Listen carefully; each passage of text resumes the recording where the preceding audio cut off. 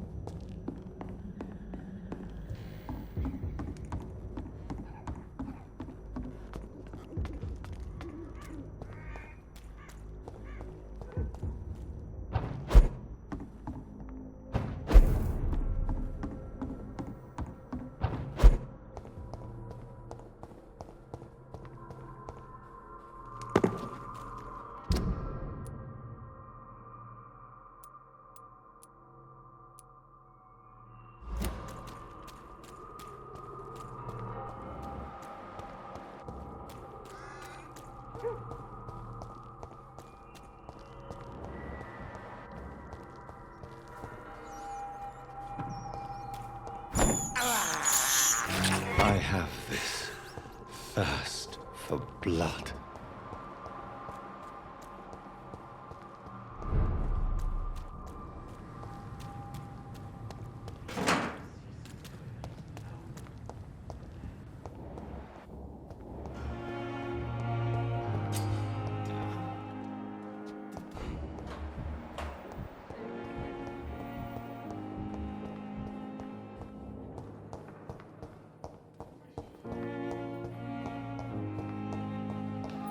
Thelma Howcroft said she was being watched by vampire hunters.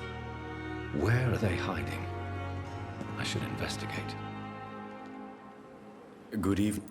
Do you need medical attention? Well, the prox... Don't take too many risks with your health, Mr. Chidana.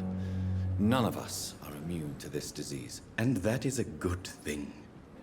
Death and disease is a constant reminder of our mortality. But you have my thanks, Dr. Reed.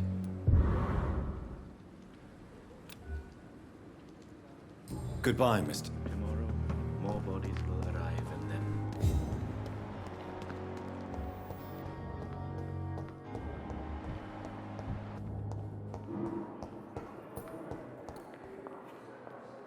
I'm quite... Do you need my... Don't be ridiculous. Then you are lucky that I have taken the time to do so.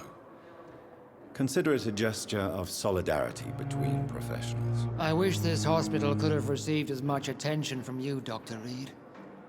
We do not see you in surgery very often. Thank you for your time. We'll talk later. I'm quite busy. Thank you.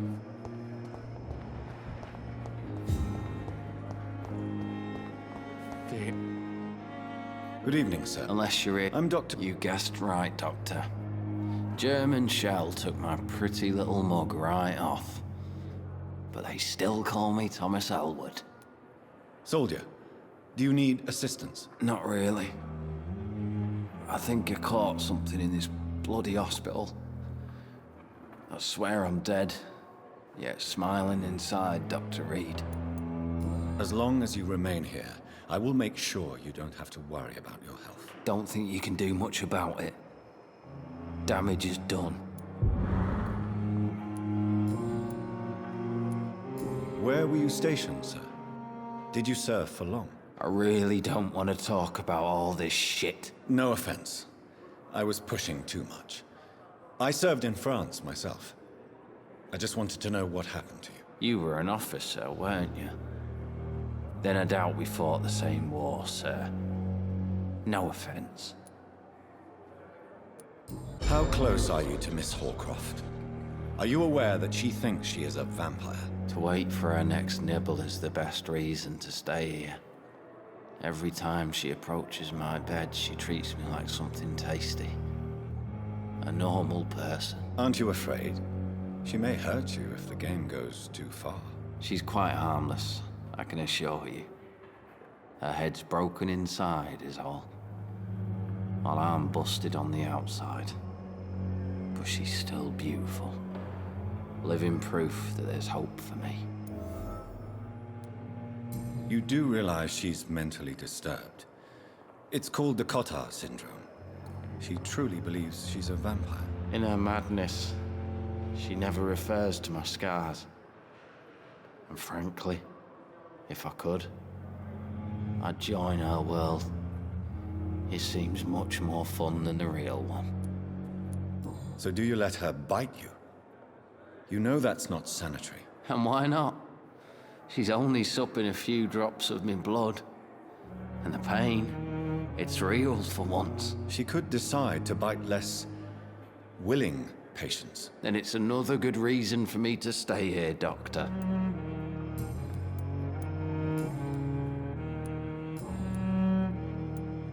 How is your stay with us, Mr. Elwood? Oh, it's bliss.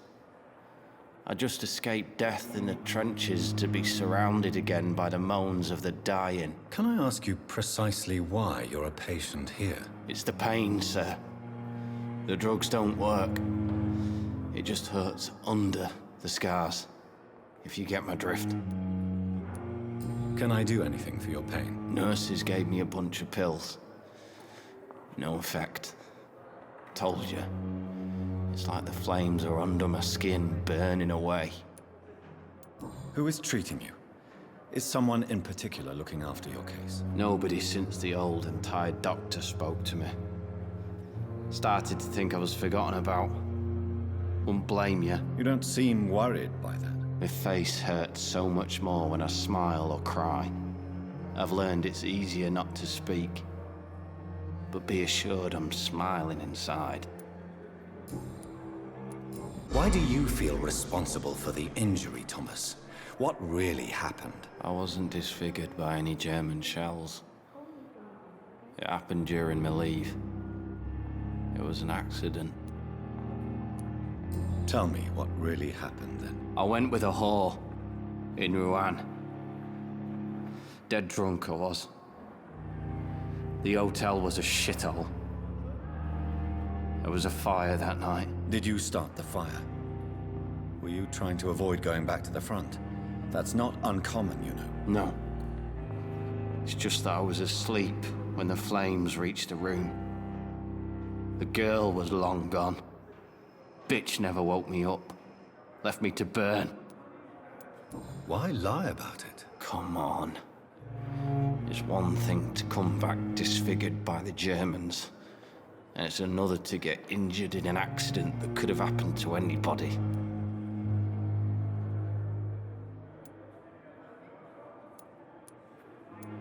Reconstructive surgery has been very successful for some soldiers. I don't want to wear a bloody mask for the rest of my life. I'd rather stay here and just be forgotten.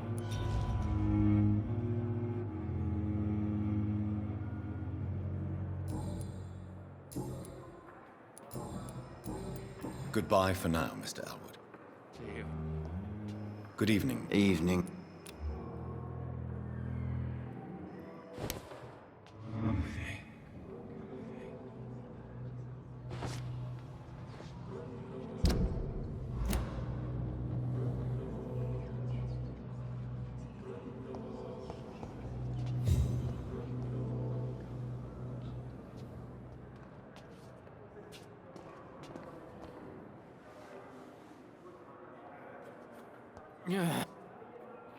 Good evening.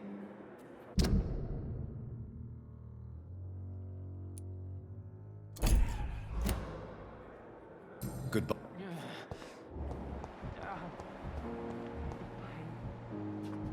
It's here again. Good evening, Mr. Hampton. How do you feel? Dr. Reed, is it? Oh, Sora, I must apologize for my behavior. What do you mean? I was not myself in the factory. Fear and exhaustion made me say awful things to you, I'm afraid. You remained perfectly nice and polite. A little delirious, perhaps. But who wouldn't be after enduring an abduction? Thank you, Doctor. That's a relief. Now all I need to do is rest and return to my flock.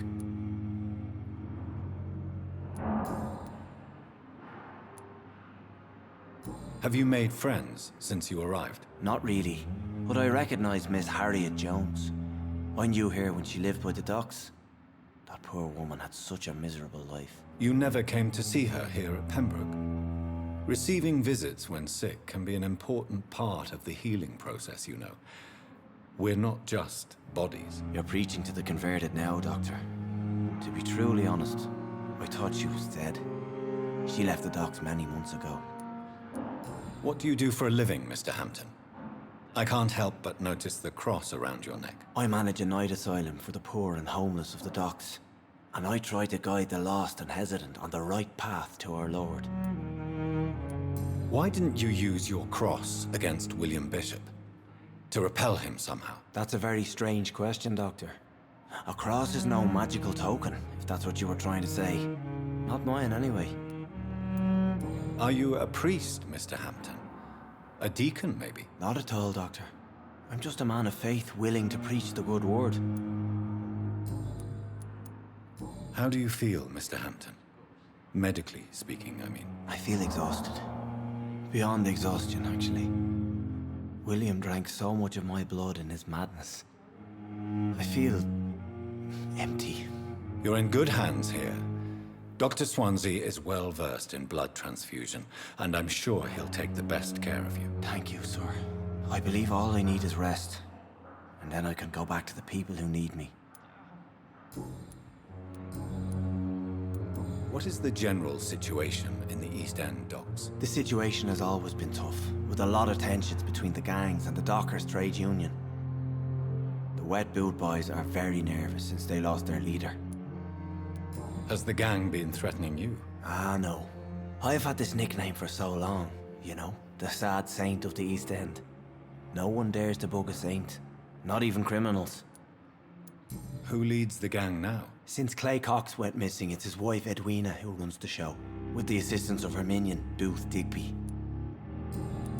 How did you end up in William Bishop's den? I had received alarming news about his recent behavior. I went to his place and he refused to let me go. You dared to enter this awful place alone. You're a hero, Mr. Hampton. Or a fool. I'm just a man trying to help his friends, Dr. Reed. William Bishop was a conflicted soul, searching for light. Why did he abduct you? William was an alcoholic. His addiction suddenly changed to blood. I don't know why. Just like a patient I met here. This Miss Hawcroft. Do you know Tom Watts, the bartender from the Turtle? I met him before I found you in the canning factory. Tom? Yes, of course. Always the helping hand, good old Tom. Without men like him, corruption and despair would have wiped out the East End long ago. Who should I avoid in this part of town, then? Any particularly evil figures? Not really. Most men and women are just doing their best. And it's not my habit to speak ill of people I know, Doctor. People are still in despair. How could it be otherwise? The authorities have left us all to rot in this contagious nightmare. No drugs, no advice, nothing. It's a damn shame. Goodbye, Miss.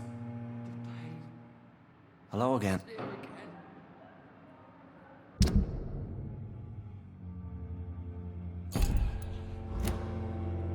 Goodbye, Miss.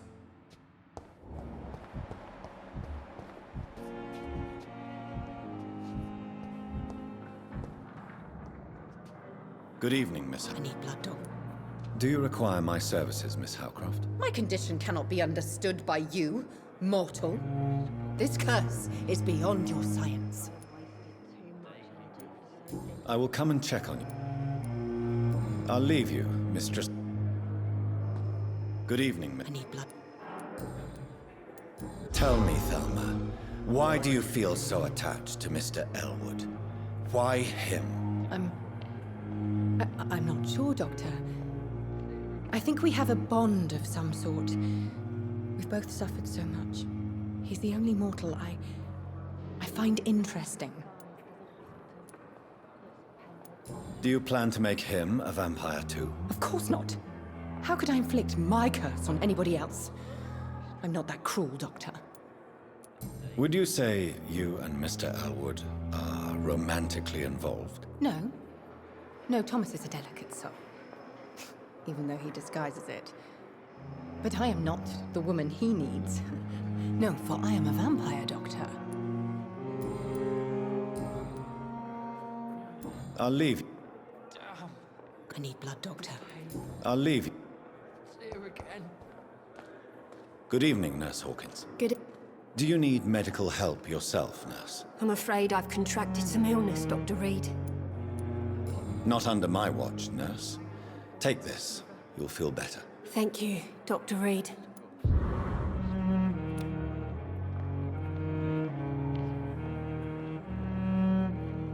Goodbye, Nurse Hawkins. Good evening, Doc. Goodbye, Nurse.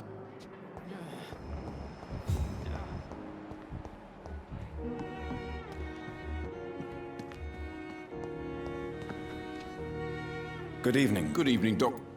Do you need any medical... I'm afraid I do. Like everyone in this hospital. It's a sad state of affairs when even the hospital workers are worried about disease.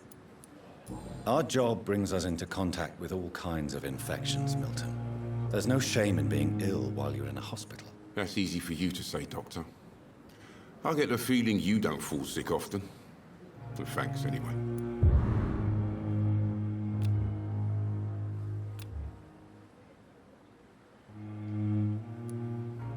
I have have some good news, Milton. What?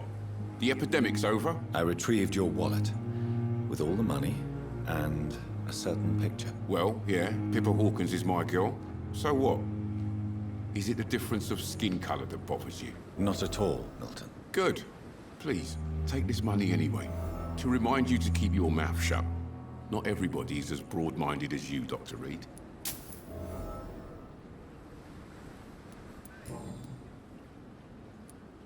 What's going on between you and Nurse Hawkins? Pippa's tired. Tired of all this shit. Tired of all those corpses piling up. She's as depressed as I am. You do realize you could both get fired. Hospital staff are not meant to have intimate relationships with one another. Come on, Dr. Reed. Do you know how many rules are broken in this hospital every day just to keep it running? There's nothing wrong with what we're doing. During the war, I witnessed a few couples just like you come together in difficult circumstances. It can be very damaging. Maybe you're right. But we support each other. And that's all that matters. Do you know that Nurse Hawkins is thinking of leaving the hospital? That's not a surprise. We've talked about it already. Does it not bother you? Sometimes I think she may be right. We should run away while we can. Question is, where can we go? Where is it safe? Wise choice.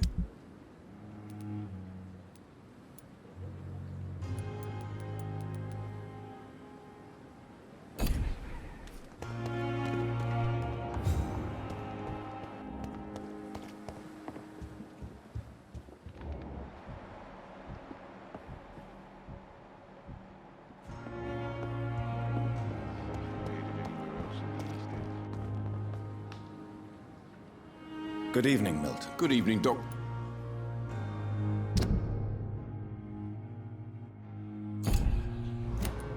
Goodbye, Milton.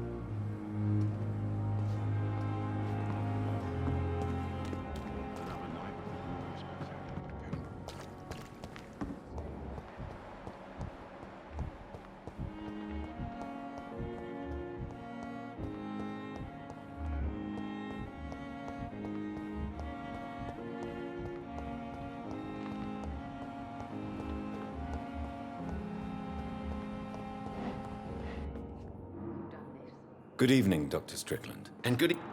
Do you need my medical attention? I would have been confused if anyone other than you had asked that question, Dr. Reed. But your help is welcomed. I will... Goodbye, Dr. Strickland. Good evening, Dr. And good. Goodbye, Dr. Strickland.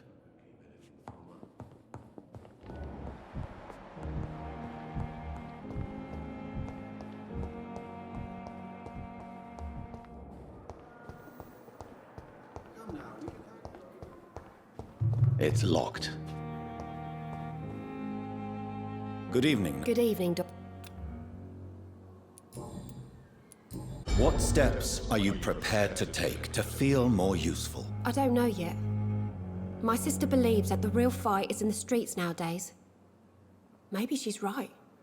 Maybe this is what I must do. If you feel that saving lives is not useful enough, perhaps it means that you've lost faith. On the contrary, my faith has never been stronger.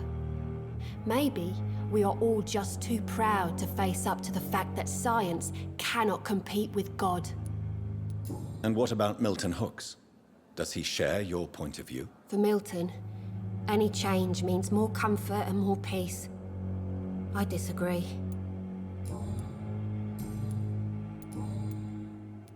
Pippa, I know you're very close to Milton Hooks. Yes, Milton Hooks is my man.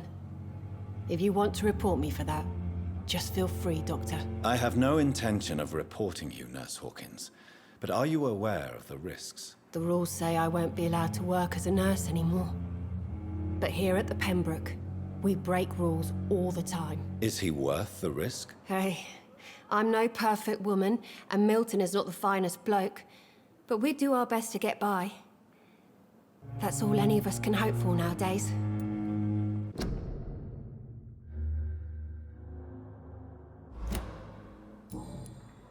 Do you need medical help? I'm fine. Goodbye, Nurse Hawkins.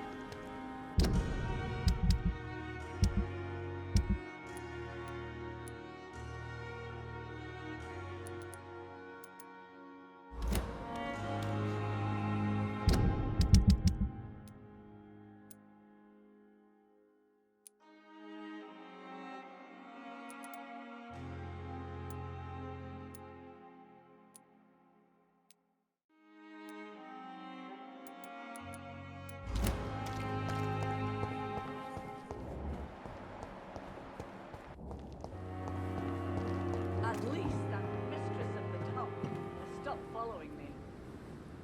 Good evening. Good evening. Do you require I will be fine. Oh. Goodbye, Nurse.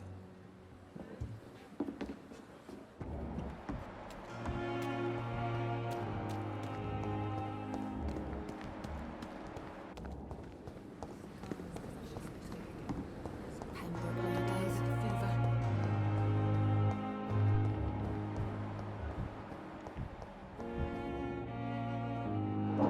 Good evening. And good evening. Do you need... I would have been confused. I will see you later. Goodbye, Dr. Strip.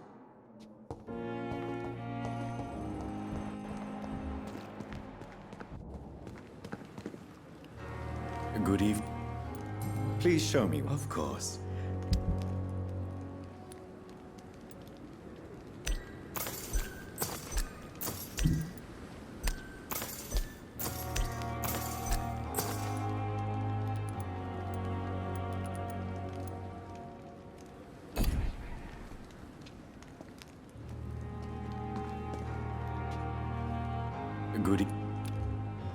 Goodbye, Mr. Chidam.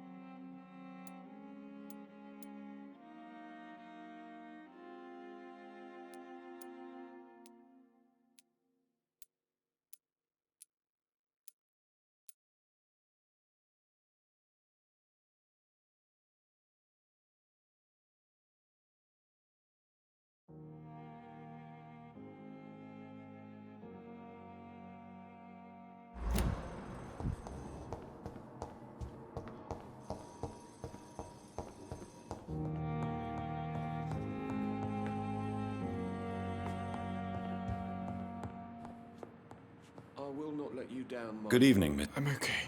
Do you need any help? I'm afraid I may, sir. I will see you later.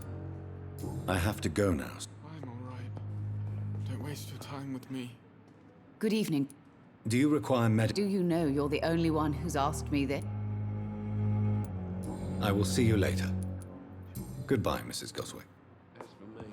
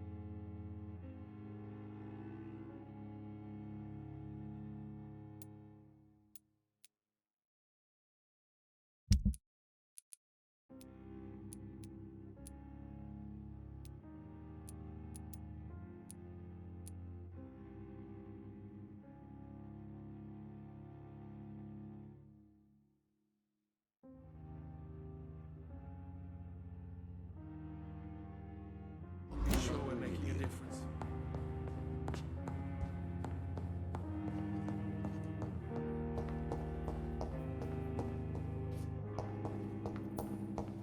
my sweet girl.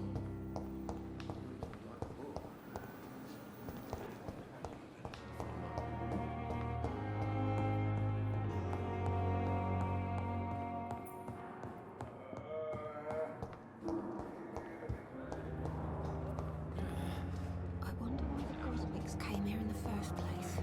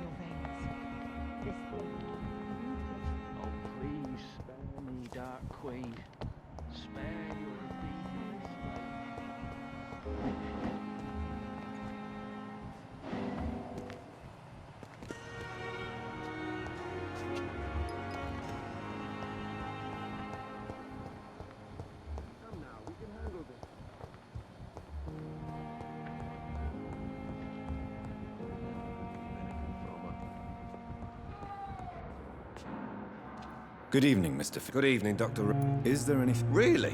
Why has no one else asked me that since... Unfortunately, you are not the only person who needs help. And complaining about it won't do you any good. Well, perhaps you're right, Dr. Reed. I'm sure if me missus was still alive, she wouldn't be happy with me going on like this. Goodbye for now. Oh, sweet girl. Reads me like a book.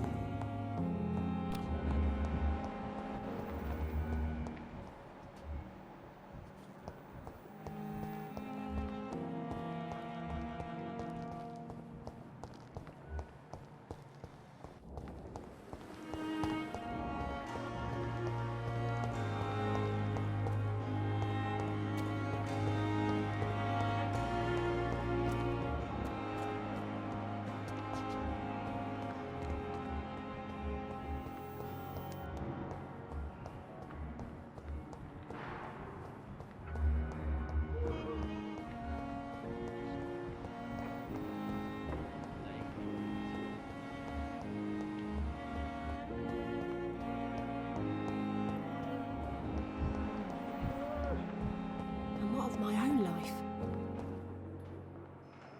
Good evening, Mr. Elwood.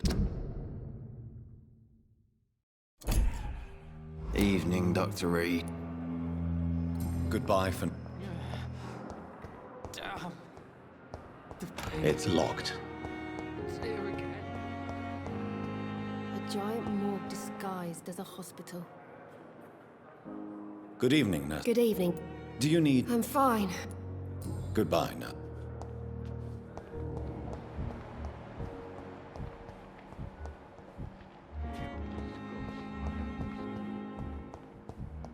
The daily routine.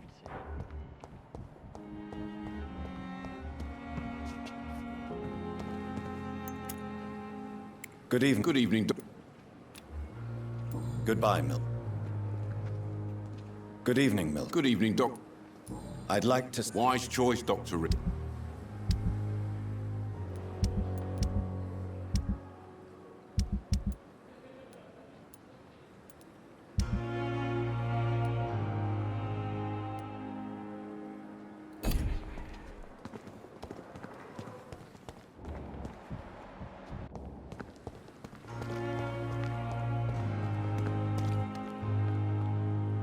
Good evening, Nurse Brannick. Good evening, Doc. Do you require... I will be fine.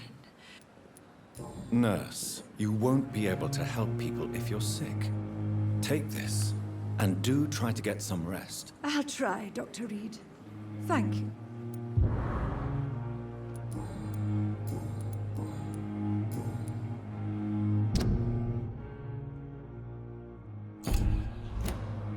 Goodbye, nurse.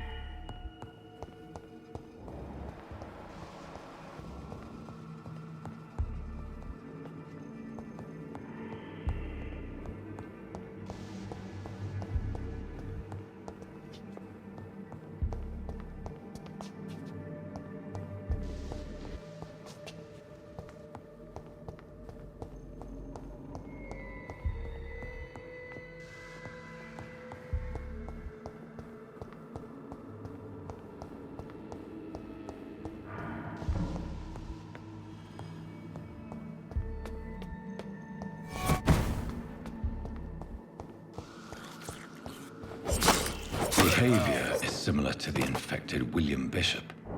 Must be the same strain. This sickness moves faster than influenza.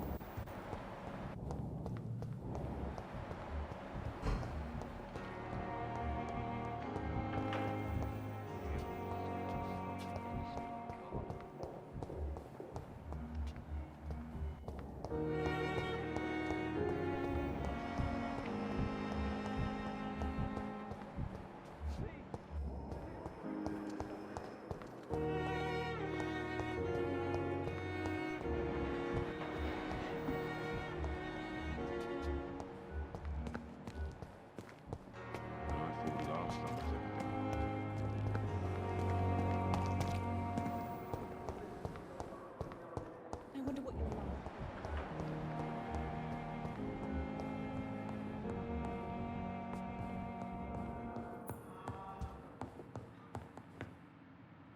Good evening. I'm okay. Do you need any... I'm afraid I may, sir. I don't mean to be a burden. You are not a burden, sir. Healing you is my responsibility. And you have my gratitude for that.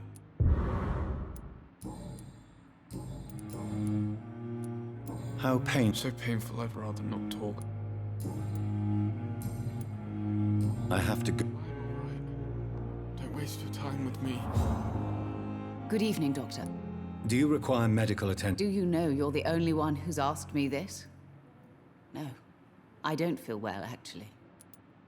Despite what you think about this place, I can tell you with absolute certainty, taking this will help you recover. Well, at least your reputation seems well deserved. Unfortunately, I can't say the same for this hospital. Goodbye, Mrs. Goswick. I will not let you down, my boy.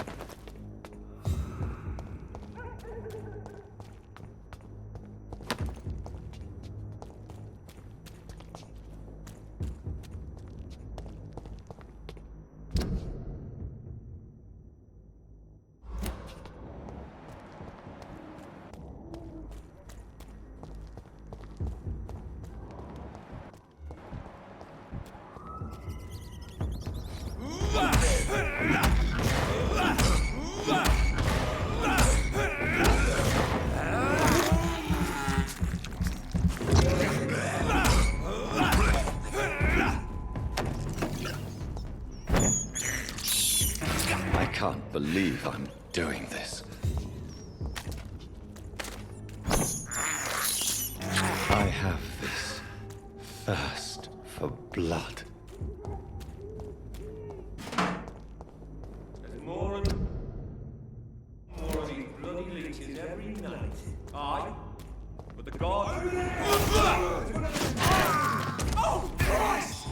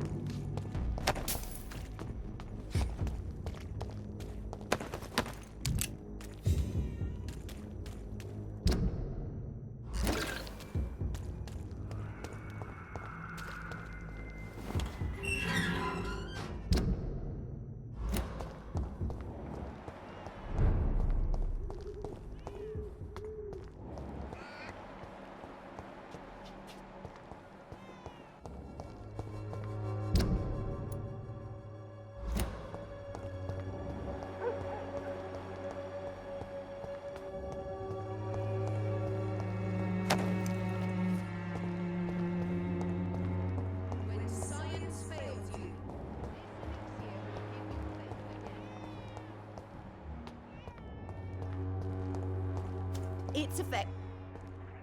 Good evening. You look ill, I have no doubt it will. But I'm not against a second opinion, Dr. Reed. Well, there you have it. Take this remedy, but be discreet. It may damage your business otherwise. Thank you.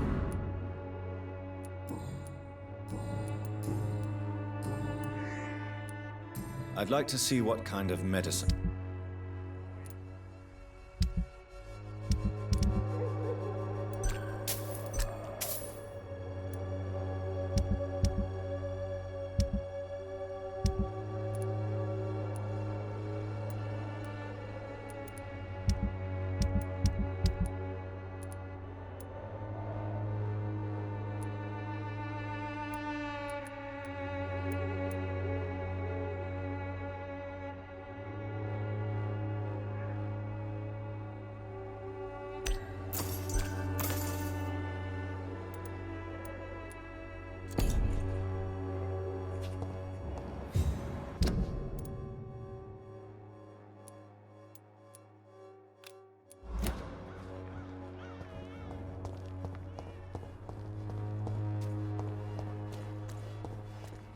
This district seems to get uglier every year. Mr. Bates. Evening.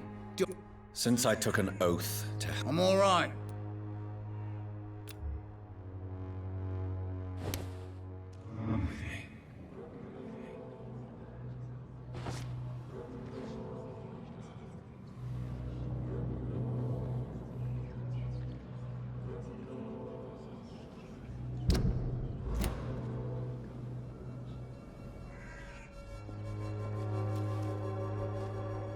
Mr. Bates.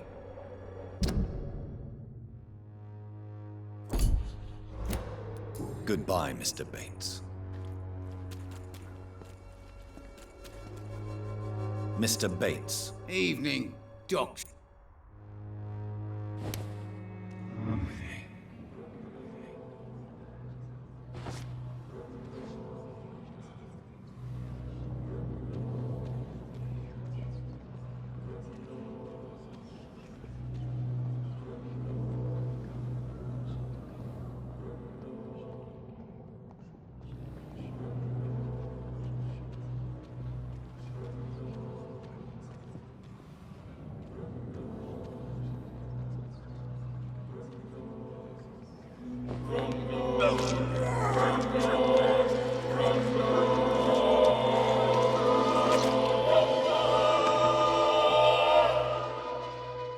I that evil to deserve such punishment?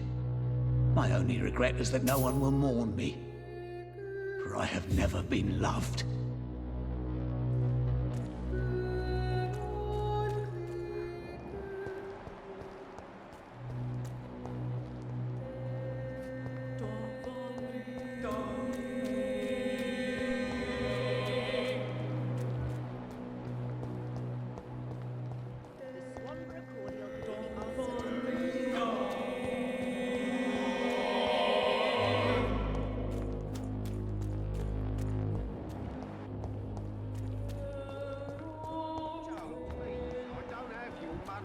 Come on, Barrett, you know the game. You pay for... Fancy buying some... You never... Right then. Show me what you have.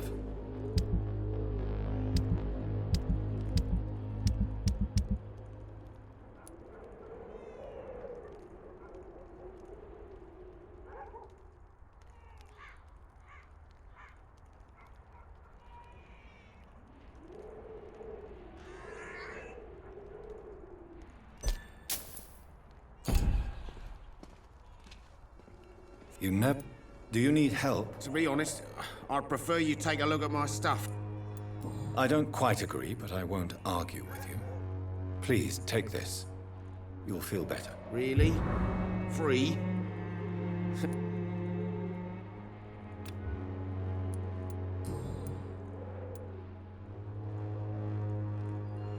Barrett, you had... Yeah, I did. Have you heard of... Dorothy Crane? That doesn't... Your pressure... Goodbye for now.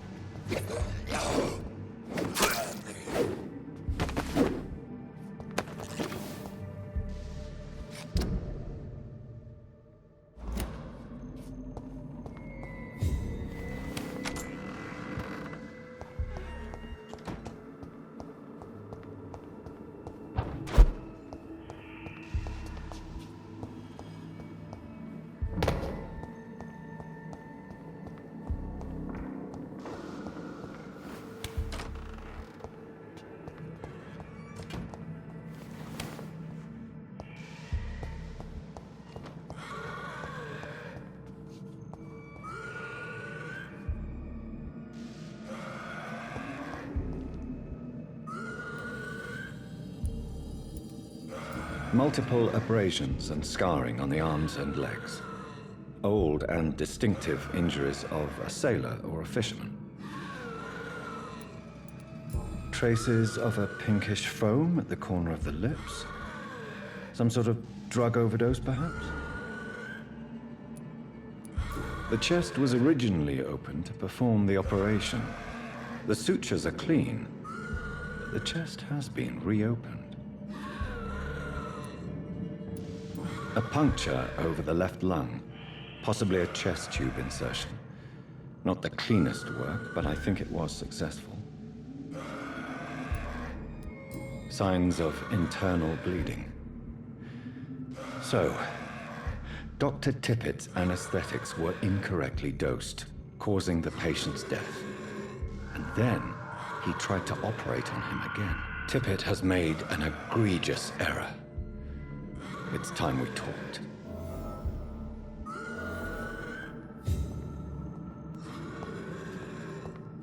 It's locked, all right.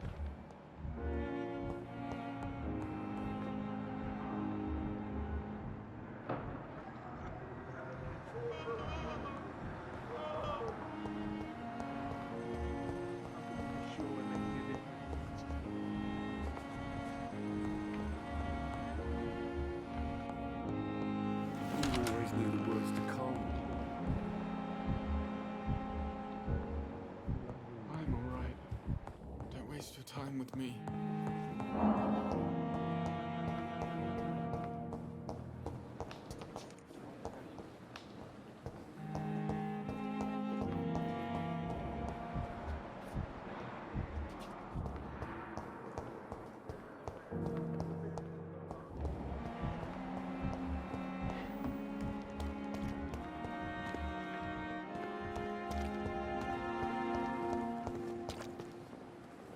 Good evening, Dr. Tippett. Dr. Reed. Corcoran, I want you to tell me about Mr. Connor. How did he die? What happened? He was my patient. He died because of my mistake. That's the blunt truth. Who was this patient? I don't know. Some sick man from the docks. Maybe a fisherman. I had no time to talk with him. No one claimed a body. What was the nature of the mistake? It was a twofold error. My diagnosis was wrong, and the administered dosage was too strong. Why not stop practicing? Are you mad? I killed that man, I admit it, and it won't happen again. I have saved so many lives since then.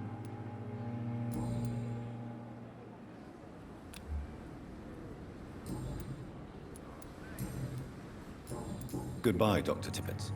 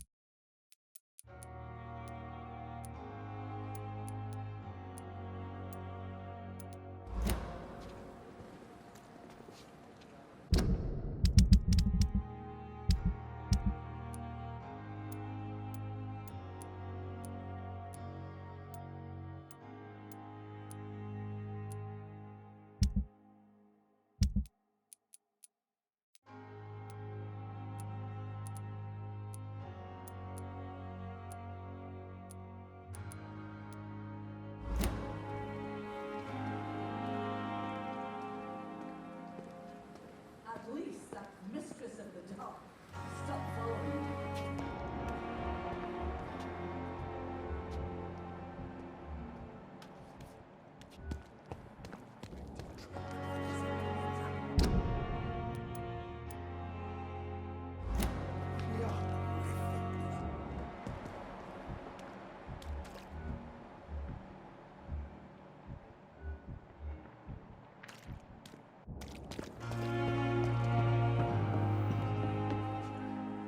Good evening, Doctor. Dr. Reed.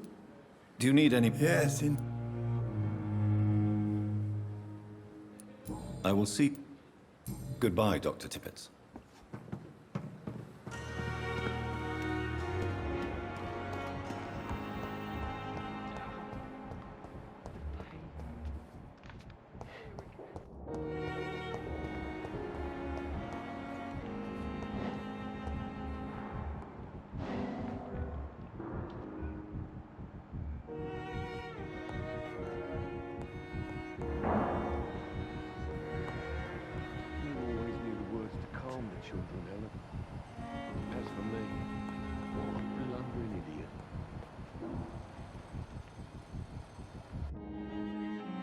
Good evening, Mr. Fiddick. Good evening, Dr. Reed.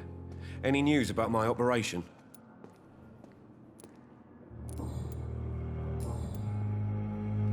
Goodbye for now, Mr.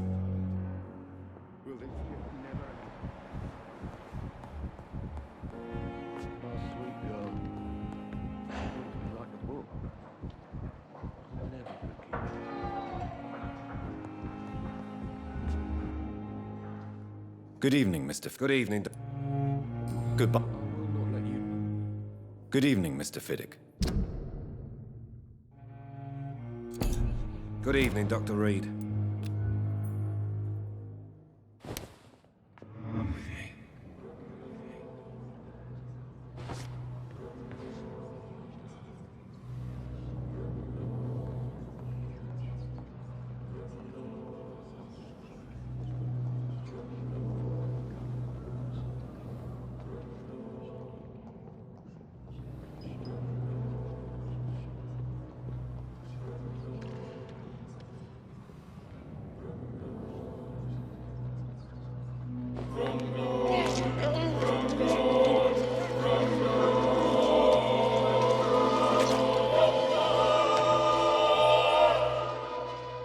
All I wanted was to go back to work, to take care of my children.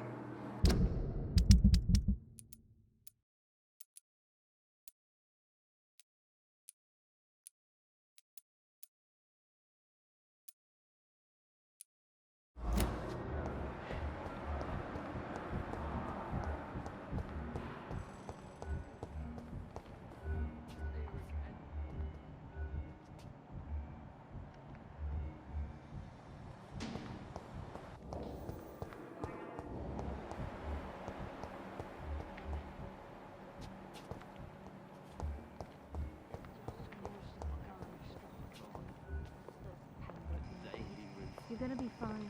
We're here for you.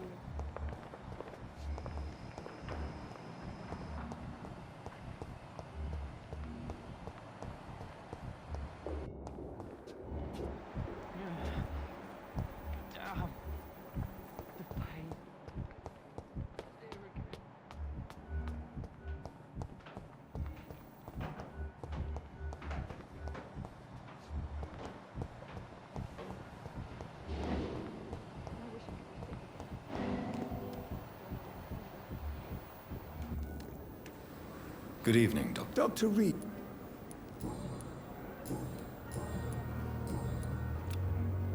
Goodbye, Dr. Tippett.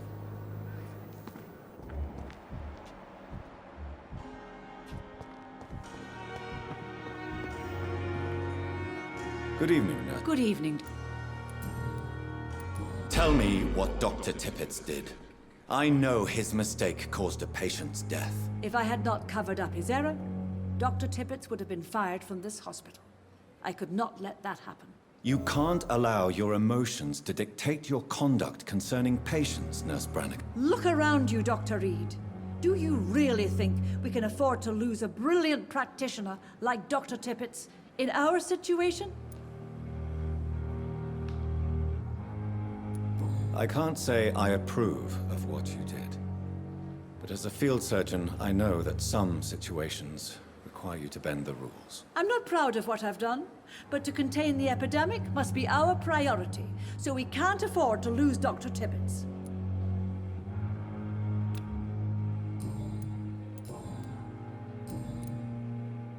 I've decided that I won't reveal Dr. Tippett's, shall we say, misdemeanor. I'm so glad you share my point of view. Dr. Tippett is a brilliant practitioner. We most definitely need his know-how. I hope you're right. This is a huge risk we're taking. Dr. Tippett must regain his confidence. Please, keep this decision between you and me. He doesn't need to know you found out.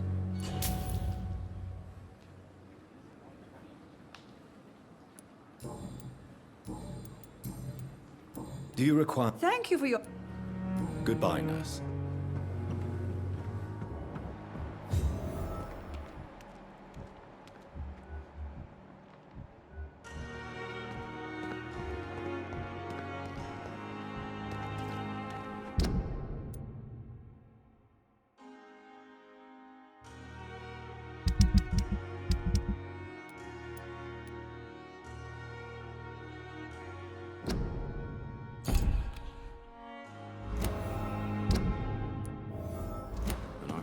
Last summer's epidemic was difficult.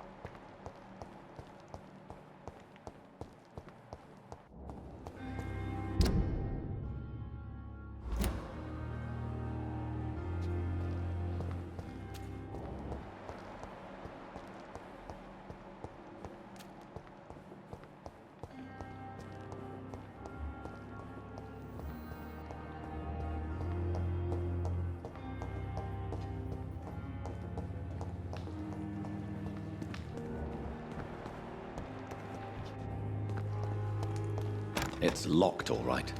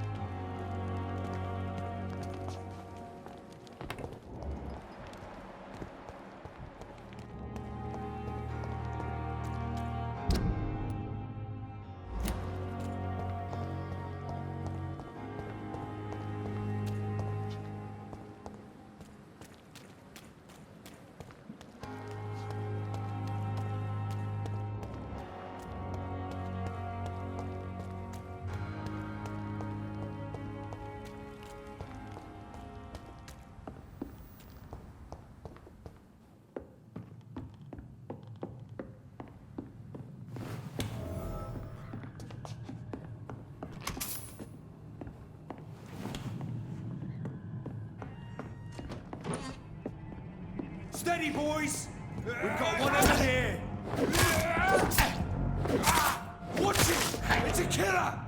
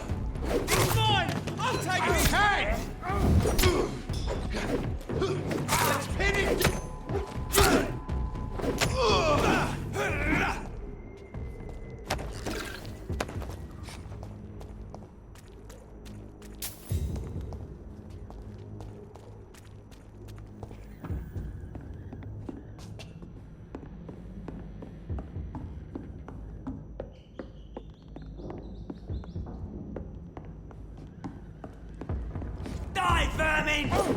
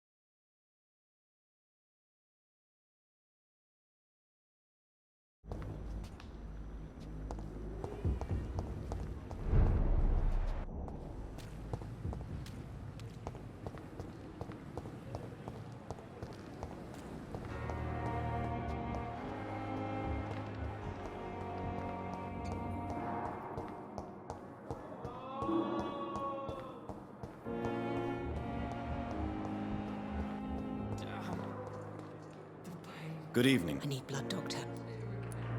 I have made inquiries about the men who were tracking you, Miss Howcroft. I did not expect a mortal to have this sort of courage. Speak, Doctor. Why are they hunting me down? It was a misunderstanding. These hunters were in fact looking for a very different creature, but they mistakenly put their sights on you. I knew it. I have become undone. Those hunters have discovered me, but they don't know what I'm capable of. If you'll accept some advice from a petty mortal, I think you should assume a low profile and just quietly disappear into the shadows. You are right. And you have served me well, mortal. Take this as a reward for your time. Perhaps I will allow you to drink deep of my blood. One day. Thank you. I'll keep that proposition in mind.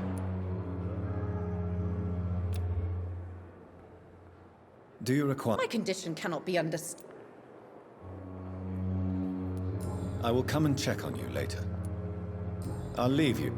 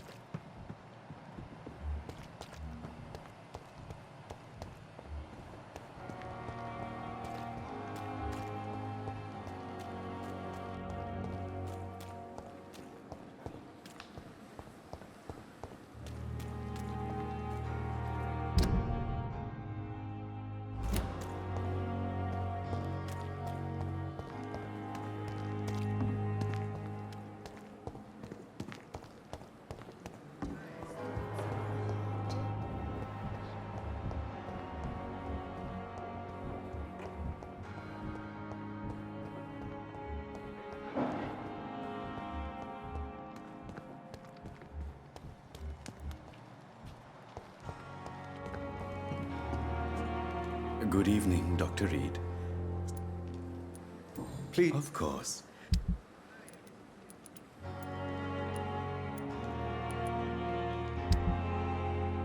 Tomorrow, more bodies will arrive and then sadly depart.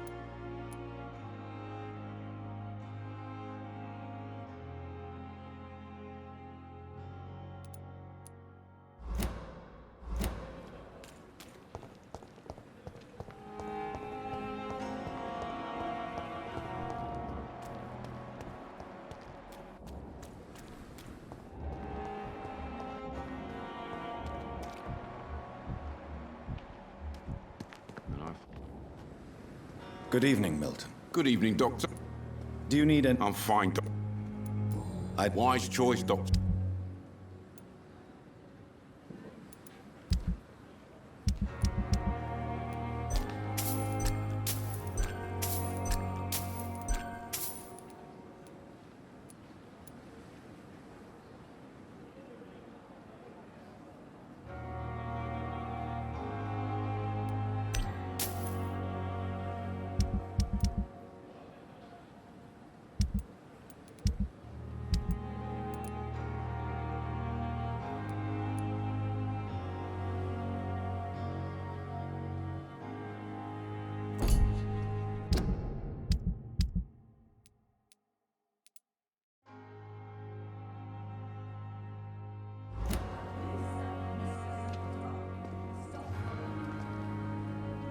Good evening, Milton. Good evening. I'd like... Wise choice, Doctor.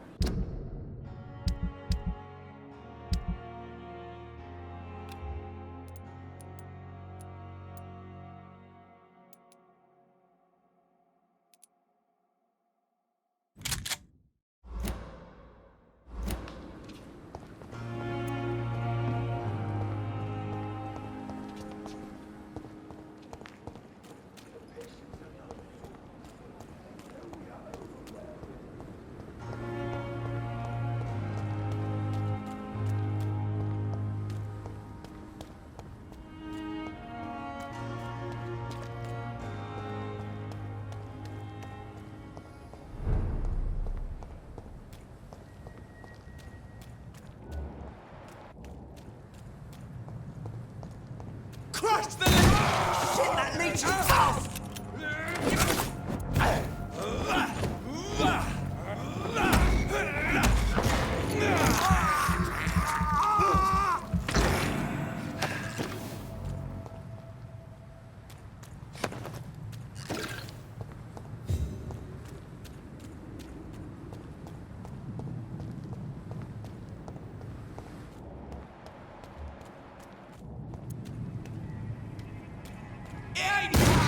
He's too fucking fast!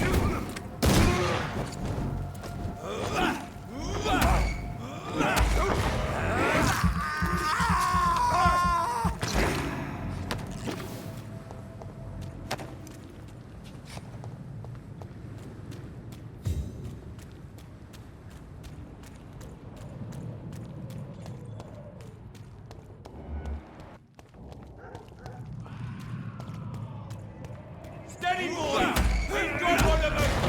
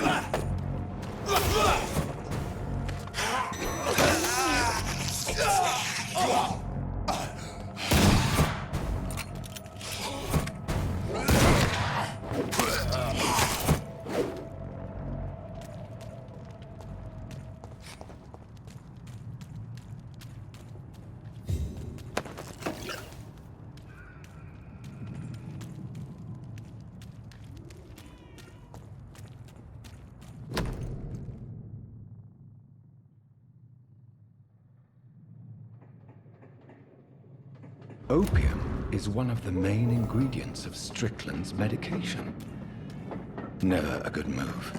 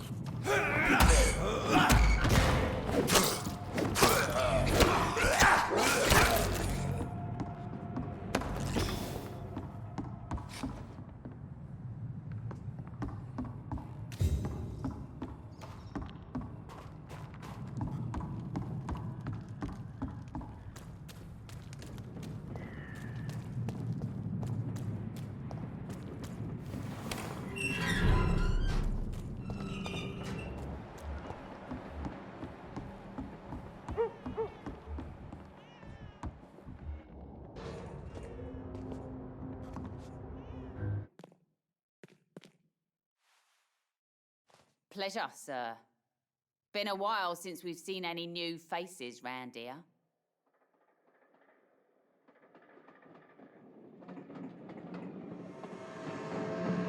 You again? What do you want? Do you need medical help, sir? I feel fine, Dr. Reed. The sewer dog's fault, they say. Then Goodbye, Mr. Digby. everyone's throwing the blame.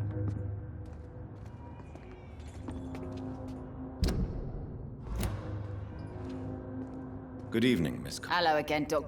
Can I offer you my... I'm fine, thank you. Goodbye, Miss Cole.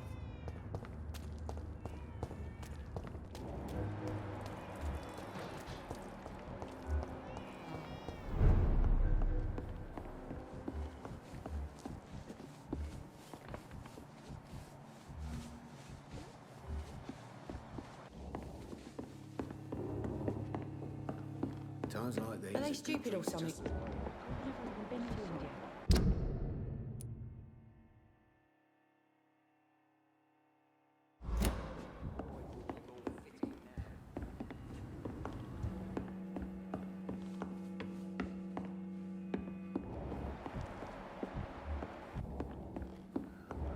Shut the turquoise for a time.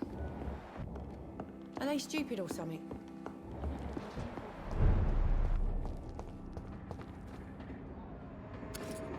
Good evening, Miss... What? Inebriation... I already drink.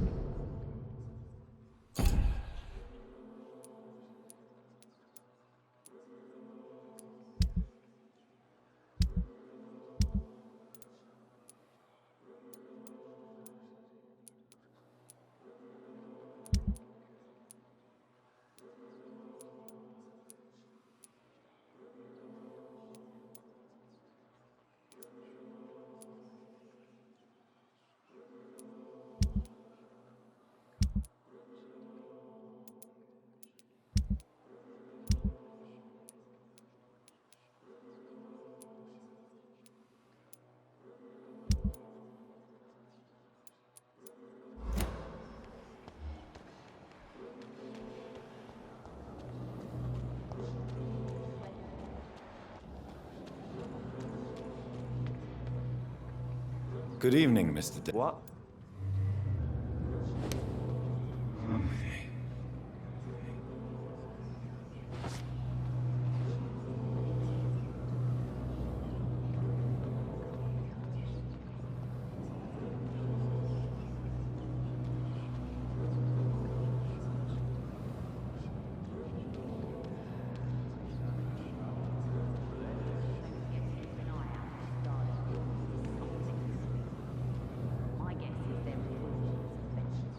In the meantime, the boys are waiting for us.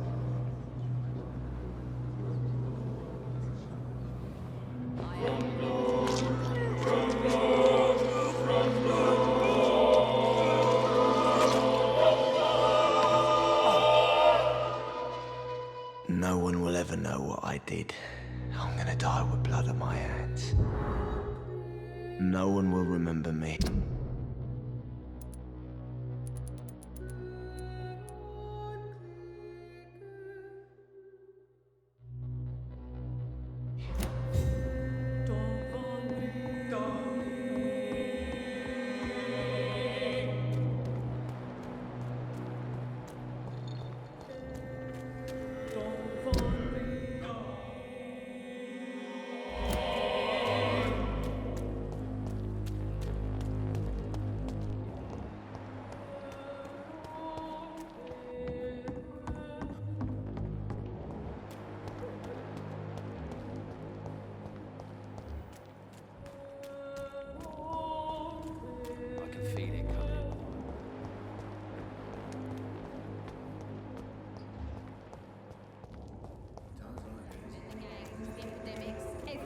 throwing the blame. Perhaps we should listen to what the idiot had to say first.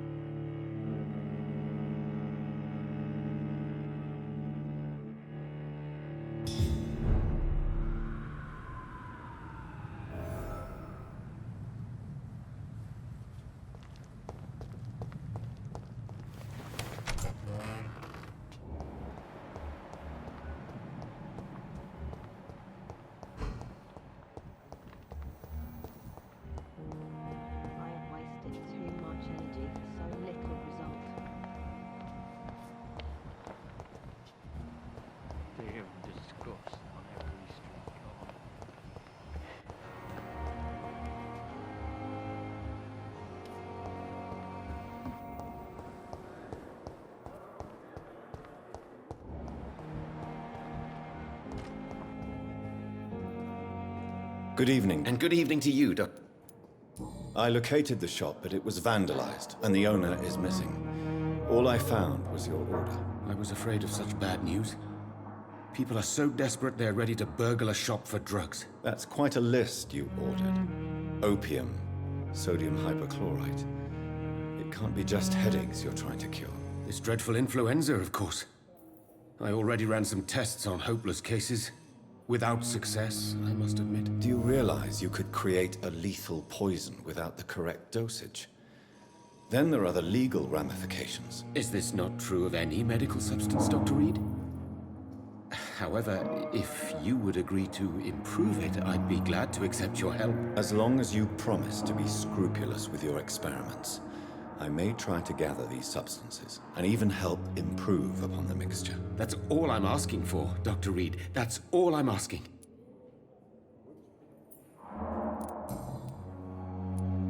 I want to know about these secret tests you run, and if they can save people from this epidemic. Speak to me now, Thoreau. I know I may sound presumptuous, but I'm just following your steps, Dr. Reed. I'm casting away the shadows of ignorance by daring to face them. Self-confidence is essential in our line of work, my young colleague, but only if tempered with the correct amount of cynicism. But you never doubt yourself, Dr. Reed. I've read all your articles and books. You performed the most daring research during the war. You have my support, Dr. Strickland. I know exactly what it feels like to battle an unknown disease, with only your mind and force of will to help you. Thank you, Dr. Reed. You don't know what that means to me. Goodbye, Dr. Strickland. I can't let Strickland put his patients at risk with opium. Perhaps an adjusted formula will deliver more of a placebo effect.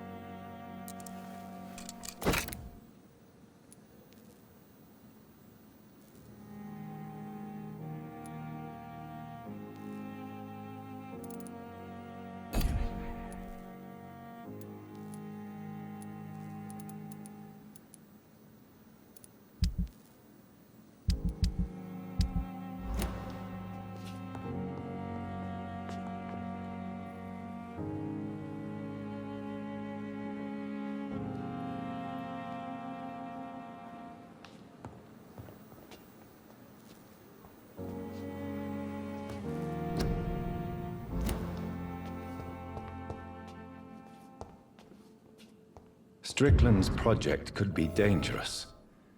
I have a mind to report him to Dr. Aykroyd.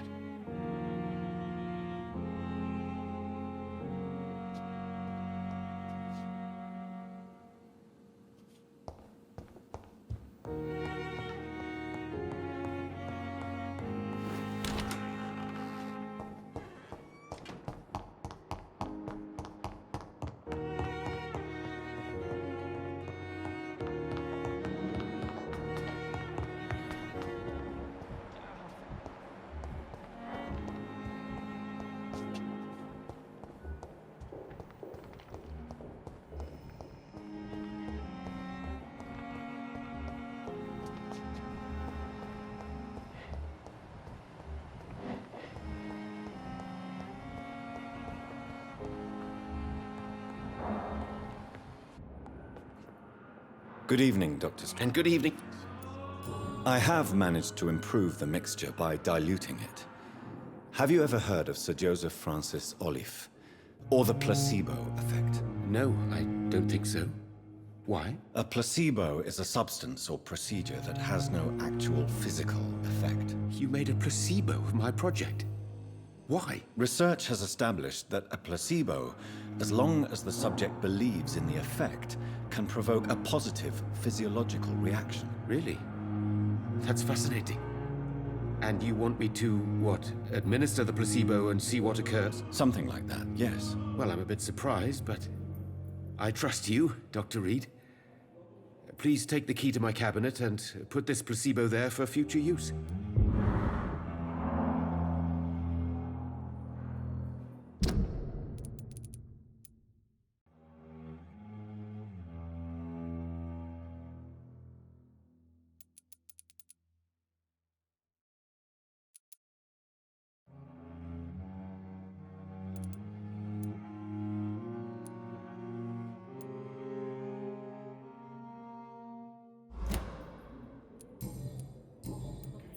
Goodbye, Dr. Strickland. But in the circumstances, I'm willing to give you the benefit of the doubt.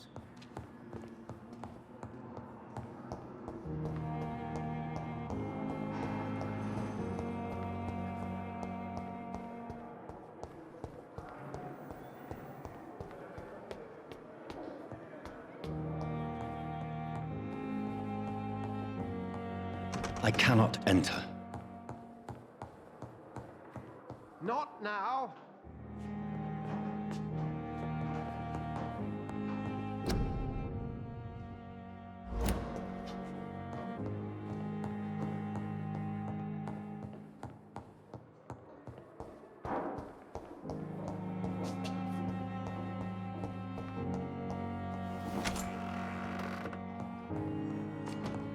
At least Strickland can't kill anyone with this formula.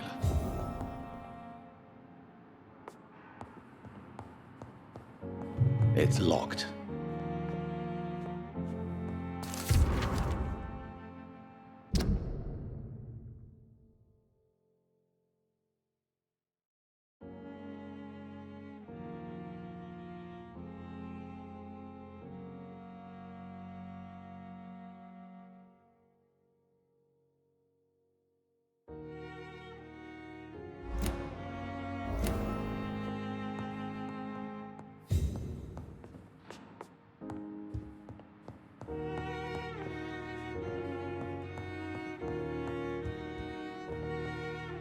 It's locked, all right.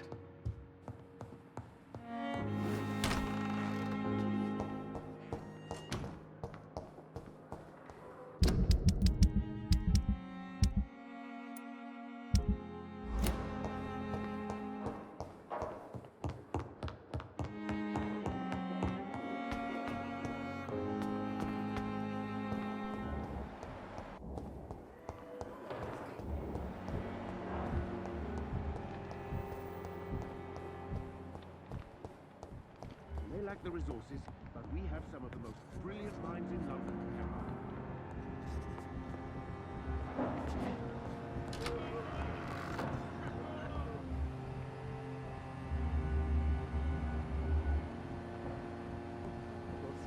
Falling apart. But in the circumstances, I'm willing to. Good give you evening, the Mr. benefit of the Godwin. doubt.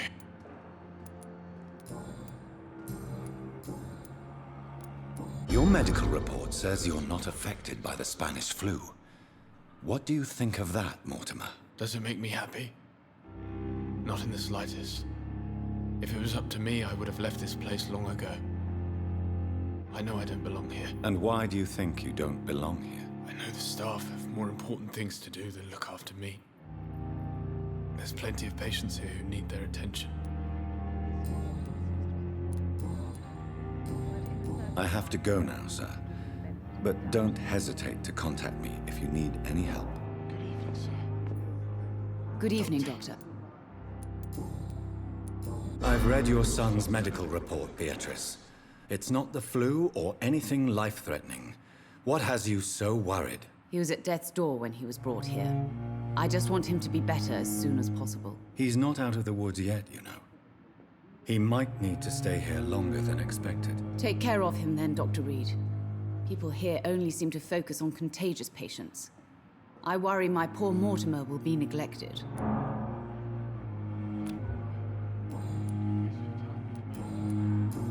Goodbye, Mrs. Goswick. Good evening, Mr. I'm okay. I have to go now, sir.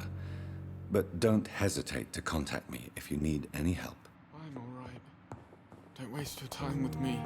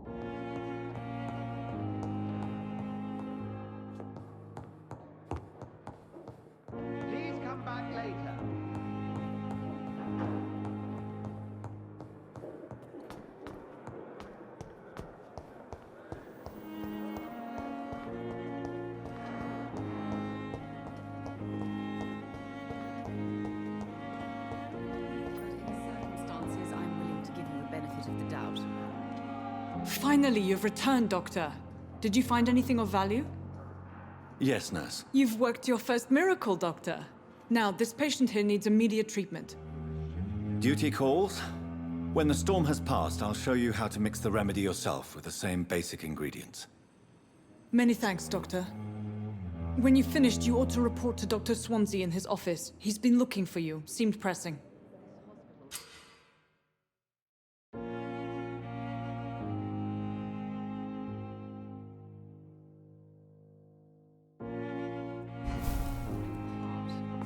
But in the circumstances, I'm willing to give you the benefit of the doubt. Good evening, sir.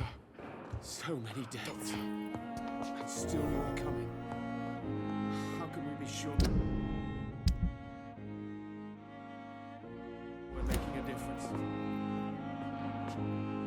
Good evening, Miss. I'm okay. I have to go now, sir. But don't Good evening, sir. Doctor.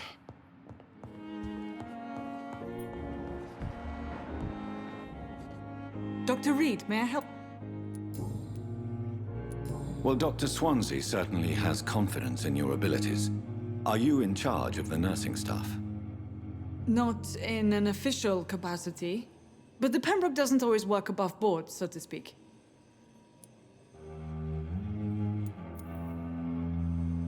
How is the duty roster organized? Everybody works until they can't. If there's time, they'll eat a meal and shed a silent tear.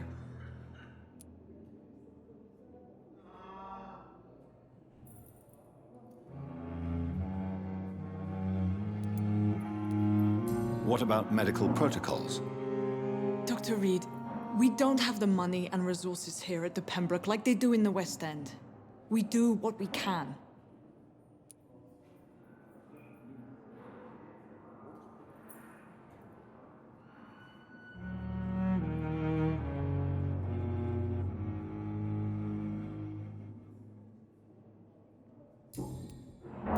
For how long have you been working here, Nurse Crane?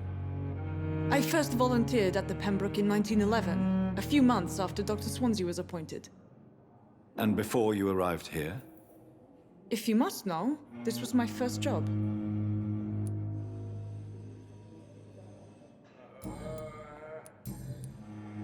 What can you tell me about our patients here at Pembroke? This hospital was founded to help the East End poor and needy. But since the war and the quarantine, we've had all manner of folk. Can you be more specific? Well, veterans, the elderly, dock workers. We even have a few mental patients. If there's space, we take them. What can you tell me about the epidemic, Nurse Crane? I've been out of touch since I've come back to England. Everyday folk don't know how bad it is. The papers certainly won't tell them. Not as long as the war is raging on, anyway. News on the front stated that the Spanish flu was under control, at least in Britain. It seemed to be for a while, but that was only last summer. It returned with a vengeance just over a month ago.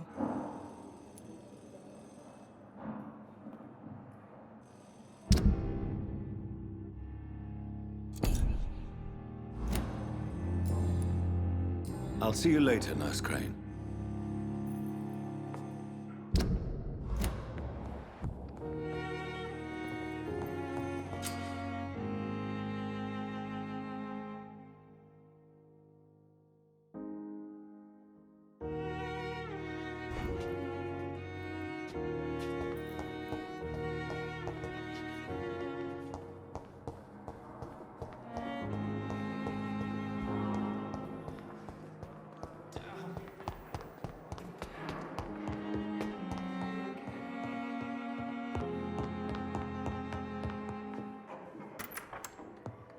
Please, Jonathan, come in. Fascinating, is it not? In the last decade, so many mysteries have been brought to light with our microscopes. The human body, biology's penultimate frontier. The more we explore its boundaries, the less we're able to trace a clear line between life and death. You, my friend, have a foot in both countries. The view must be vertiginous. It's at least as vertiginous as chatting about vampires with you, I would say. This must be all so new to you. This area of town, the hospital, a brand new life. How stimulating it must be. I wish I could share your enthusiasm, Dr. Swansea, but my condition defies scientific categorization. Undead? Unalive? Immortality defies logic. I cannot express my thrill at this serendipitous turn of events. The world's most eminent specialist in blood transfusions, a vampire. One might say a gift from heaven. There is an absurd poetry to my situation. Physician, heal thyself. Forgive me. I've been an admirer of your work for a long time, and Now you are so much more than a brilliant physician. And please, call me Edgar.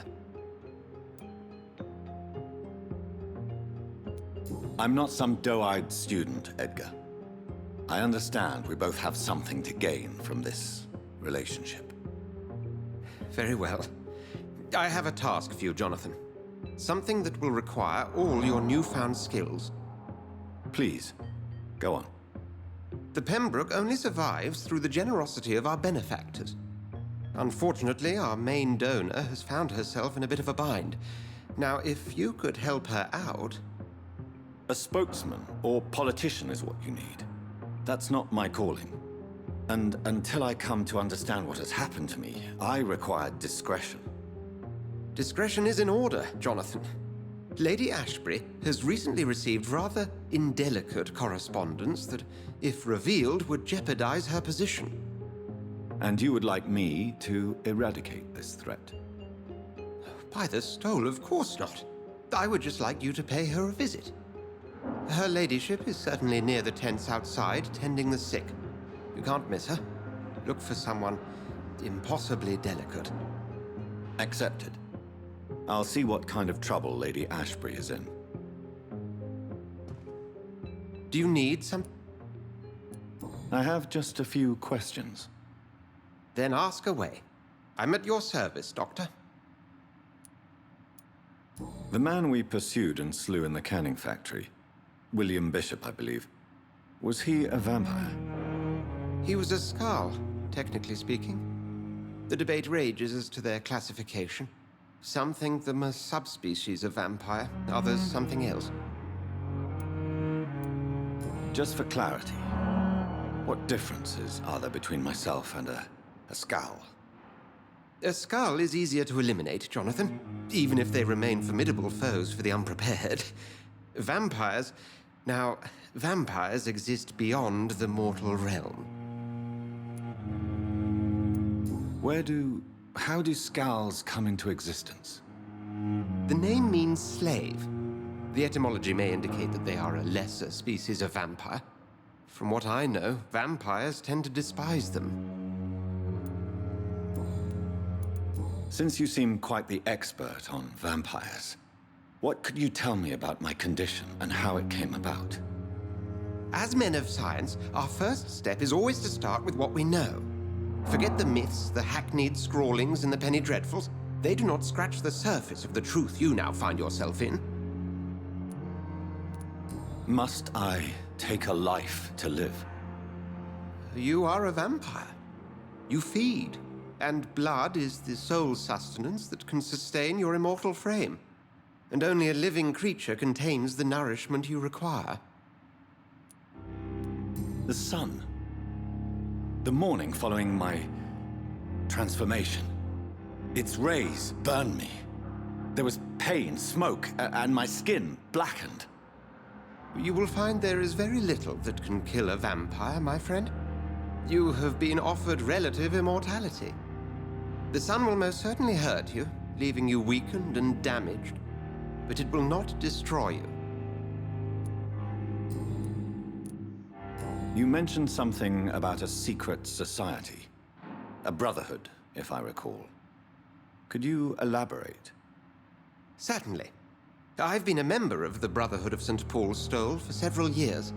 We are pledged to monitor and report vampire activity in England as impartial scientific observers. Yet you don't fear me.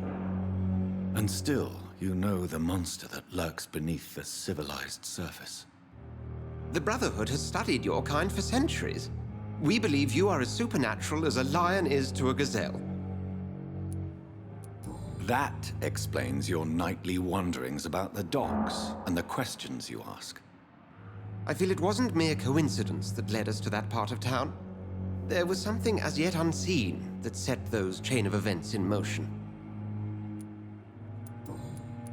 Since I'm the one working for you, what should I know about Pembroke Hospital? Well, for many years, we have been the only medical facility in this part of town that people can rely on. We support the community here, as well as provide health care. What do you expect of me? What we need is hope. You were a soldier. This is a war. This white coat's still a uniform. We fight to help the poor, the sick of the East End, the forgotten. Where do we stand today? Oh, to be honest, we cope on a day-to-day basis. The first wave of the Spanish flu last summer took us by surprise. We lack many of the basic necessities needed. We'll see each other again soon, Edgar.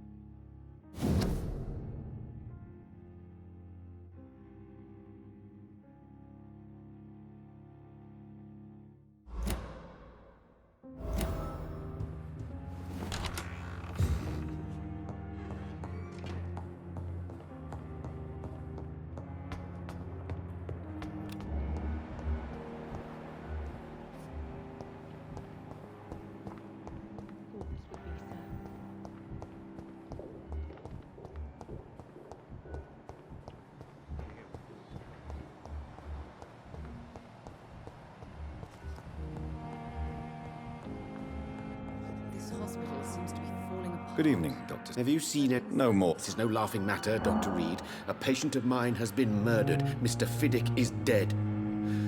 I should have been more cautious.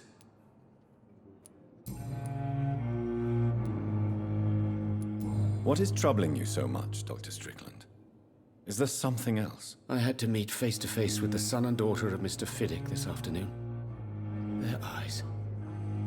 I could barely stand before their accusing gaze. This difficult task is part of our job, Dr. Strickland. It's our responsibility. I know. As I also know they'll never get the answer to the question they daren't ask. They were the embodiment of cold fatalism. Why are you blaming yourself for the death of Mr. Fiddick? It is our fault. Mr. Fiddick has stayed longer than needed here because Dr. Ackroyd and I could not agree on the correct treatment. This argument has nothing to do with his death. He was murdered. But if we had performed the surgery sooner, he would have left the hospital and avoided this fate.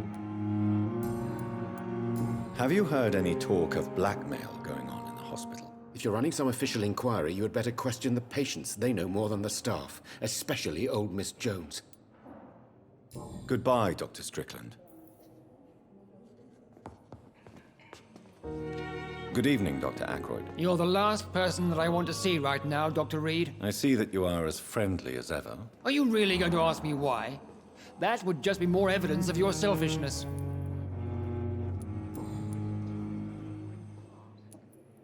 Do you think Dr. Strickland has any chance of curing the Spanish flu by himself? His wish to cure the sick is not driven by pride, but by an idealistic view about our mission here. Honestly, I don't know which is worse. You consider him a good practitioner, yet you will not report his methods. Strickland may be a rival, but I will not use dirty tricks or regulations to prove him wrong. We are doctors, not politicians. What do you think of Dr. Tippett's opinion of your promotion, Waverly? Who cares? How could I ask for a promotion after we let a patient be killed? That would be disgraceful. How do you think these recent events will affect the Pembroke Hospital? I am not blind. There is something strange about you and Dr. Swansea. One day you'll have to provide answers. You are troubled by the death of your patient. I understand. It is something that haunts everybody in our profession. Harvey Fiddick died inside these walls, under our watch. We failed him, all of us. Don't you think the epidemic is enough to deal with, without wasting time on insults and suspicions? Yes, the epidemic. Convenient, isn't it?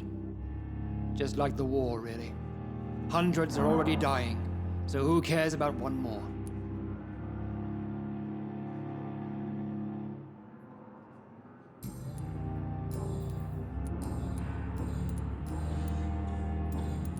Have you heard about any black...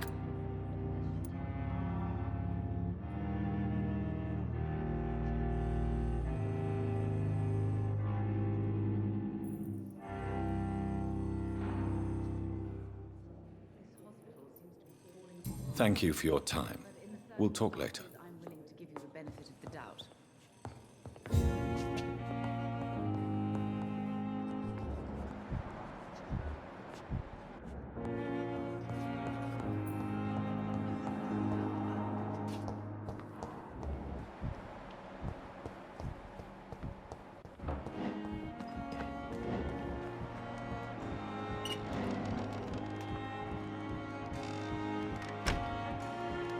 I'm sorry you ended up like that. It's locked, all right. I understand you must be very angry about this unfair situation. I managed to arrange to have you buried in the same mass grave as your wife. I hope that might happen.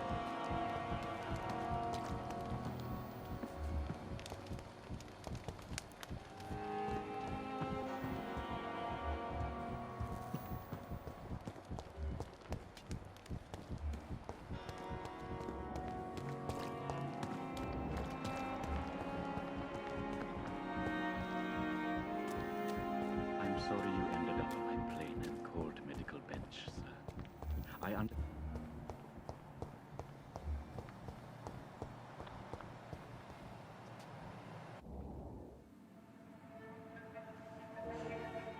You don't mind if I search your pockets, do you, sir? You won't need any of these anyway. I'm not stealing from you, mister.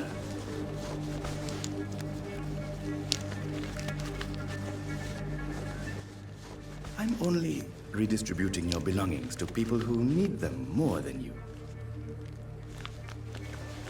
You see, no one has claimed your body, sir, so it would be such a shame to bury you with your valuables. I will not forget you, sir, and I thank you for your generous donation.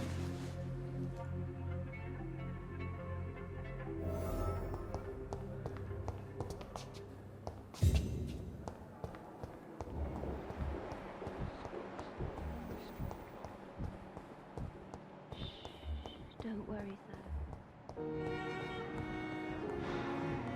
But in the circumstances, I'm So tired. Will this shift never end?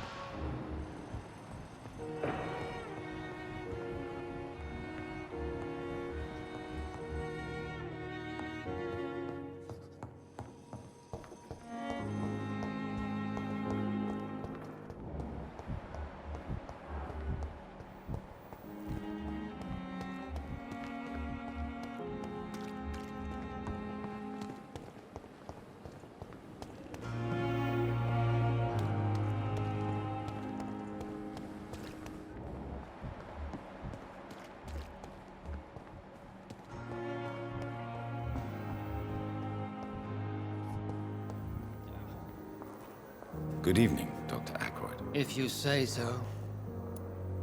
Do you need my assistance? Don't be ridiculous. I'm capable of dealing with this myself. I've just not taken the time to do so. Then you are lucky that I wish that...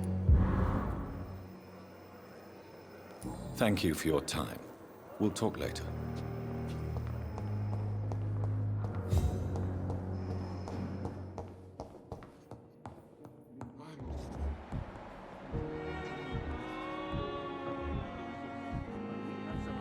Brilliant minds in London at Pembroke.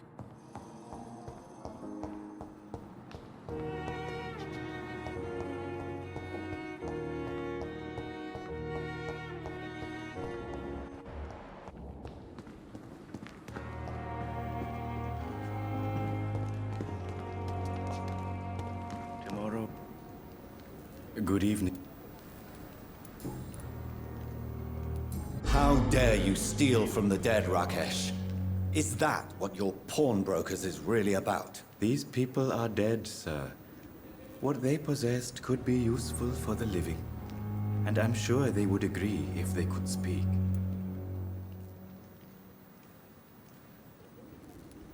You may be right, but you'll go to jail if you're caught. If ever I have to go to jail, I'm sure I'll find a way to help people there, too.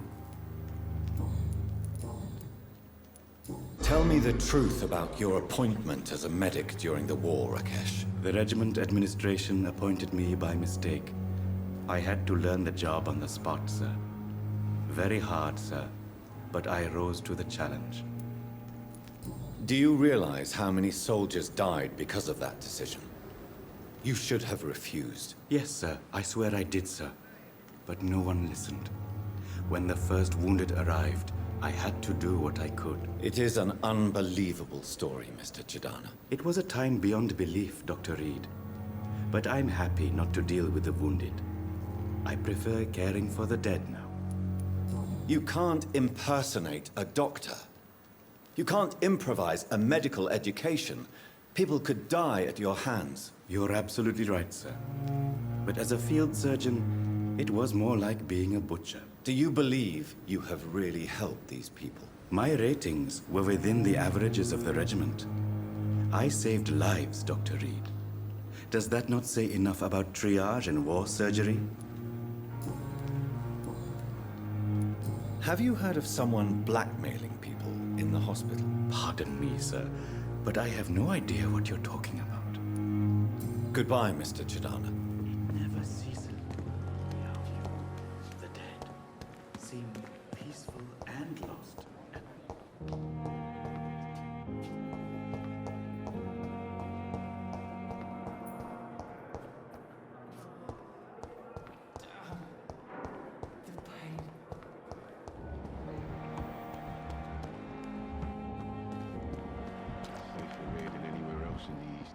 The Pembroke is so lucky to have Dr. Reed, you know. I met him in New York once. If only there were more of us, less resignation and more determination. The flu took my dear wife, Emily. I take comfort knowing we'll soon be together again. Mr. Rainfield, that's no way to talk. You're in good hands here, and we'll be up again soon enough.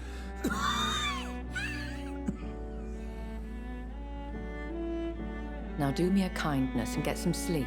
I'll be back round later. Your words are kind, the blessings of an angel. You're the sweet, sweet Lady of Mercy.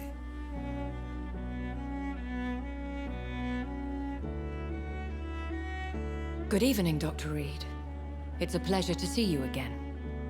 You seem surprised. Dr. Swansea has brought me up to speed concerning your recent appointment to Pembroke Hospital. You're a the lady who saved me that night, before vanishing into thin air. I remember you from the pub with Dr. Swansea. Indeed. Allow me to introduce myself formally this time. My name is Lady Ashbury. I remember you well, in spite of the brevity of our encounter.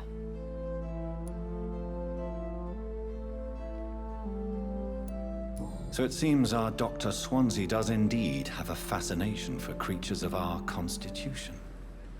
Dr. Swansea is a remarkable man. Dedicated, one might say, obstinate? He spent years compiling our bestiary. I hope you're more disposed to answer my questions now. You must have countless questions, but our rather urgent matter first. Swansea has explained. My cover, if you prefer, has been compromised.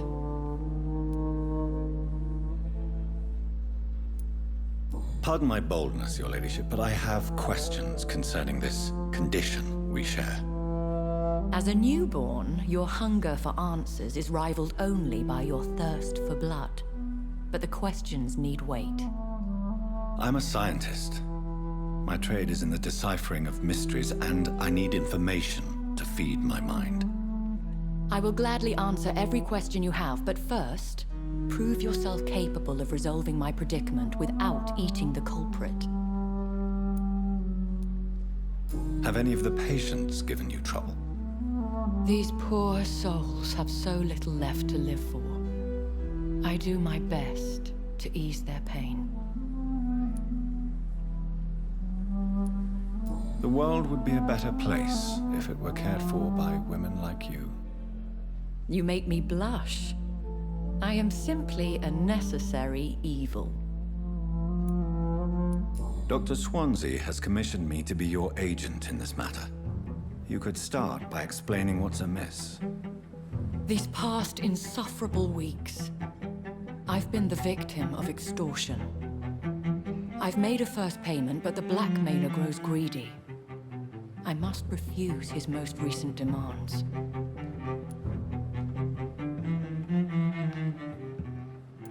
If we're dealing with an ordinary criminal, surely you've the means to deal with it yourself, if I may. As immortal tradition doth dictate, all fangs and hypnotic eyes ablaze, the blood would run like a river. That's what I hope to avoid. Violence has a tendency to spiral out of control. Who would be so foolish as to threaten you? A kindred spirit. Even if it were the case, and I highly doubt it, a vampire would have asked for something more valuable than money. My suspicions lean toward a patient, or their family. What are your expectations? Please be precise. As the newly appointed surgeon of this hospital, you are in an excellent position to ask innocent questions and deftly learn the identity of my blackmailer. Please continue. Every detail is essential. I'm your man. My embarrassment in this matter is eclipsed only by my shame at having put the hospital at risk. The threat from our anonymous scoundrel is clear. A list of dates. My visits coinciding with the dates of suspicious patient deaths due to massive blood loss.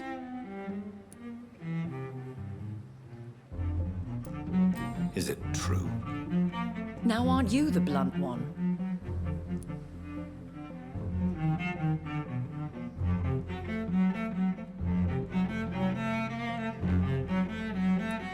We both are afflicted with a thirst for blood, Lady Ashbury. That is our nature. By vocation, we also have reason to visit the hospital. Logic dictates. In all honesty, I'm not simply a patron to the hospital. My visits serve a dual purpose. Dr. Swansea has been treating my condition with a revolutionary technique of blood transfusion. It seems you are a specialist in the domain. I'll take care of it. Do you know where I should start? If that was the case, I'd settle the matter myself. You could talk to our local gossip, Harriet Jones. Not a pin drops here without her hearing about it. I'll meet that woman now. My life, as others know, is in your hands, Dr. Reed. I'm sure of your discretion, but I do fear your powers of persuasion will be put to the test. When this is resolved, I'll be your obligé. I'll answer all questions in regards of your condition.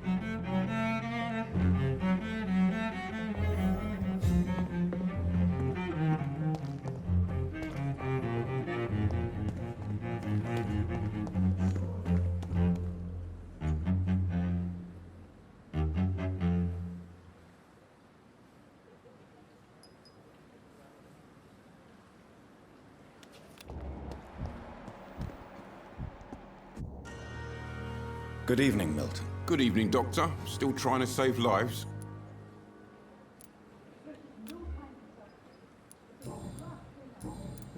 Have you heard of any underhand dealings going on in this hospital? There are a lot of secrets round here. I'm not surprised someone tried to make money from them. What kind of secrets? I'm not in the gossip business, Dr. Reed. If you want to know more, you better talk to Harriet Jones. She's the eldest patient here. Goodbye, Milton.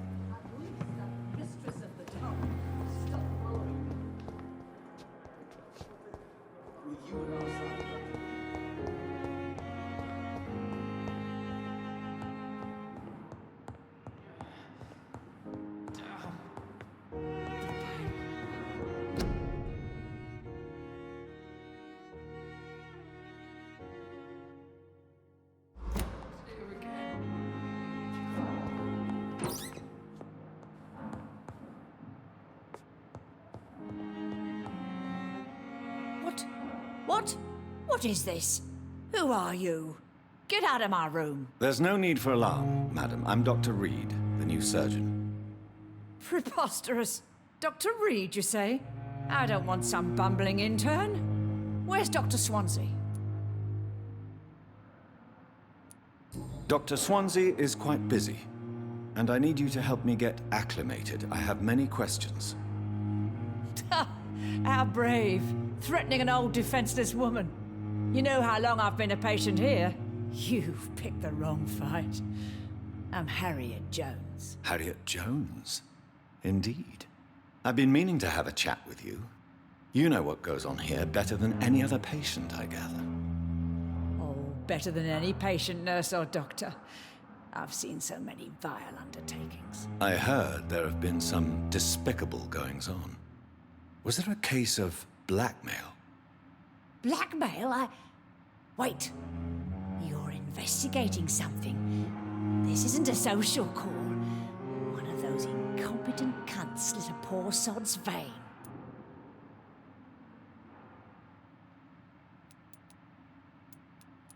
If I didn't know better, Miss Jones, I'd be inclined to say you enjoy this type of idle gossip.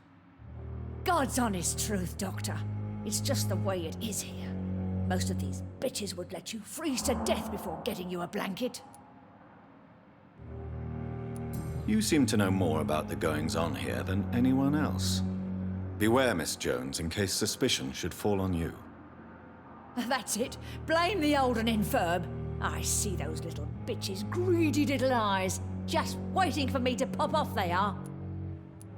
I assure you, madam, this is not an investigation into a possible medical error. Debauchery, then? Nurses Crane, Hawkins, Brannigans, whores, all of them. They can't keep their legs shut. I've seen them scratching slutty sores. Really? Well, if you have irrefutable proof, I'll not have the staff behaving in such a manner here. This is your business, Doctor, not mine. But I swear one of the nurses is cavorting with some man on hospital hours. Thank you for your time, Miss Jones. You've given me something to go on. See you on the next round.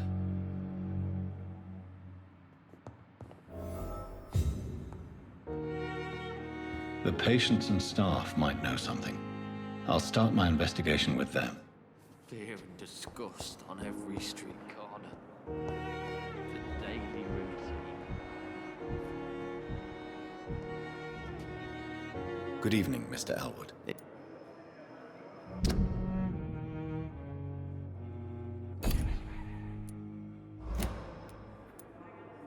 Soldier. I'm fine.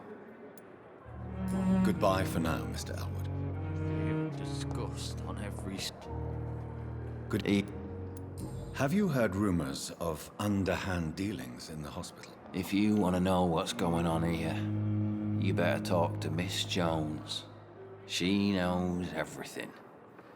Especially what she shouldn't. Goodbye. Fear and disgust on every street corner. The daily routine. Good evening, Miss I need blood, Doctor. Have you heard of any blackmailing going on within these walls? I have no time for mortal games. My secrets are beyond their comprehension, Dr. Reed. I'll leave. I wonder what your last thoughts would be, sir.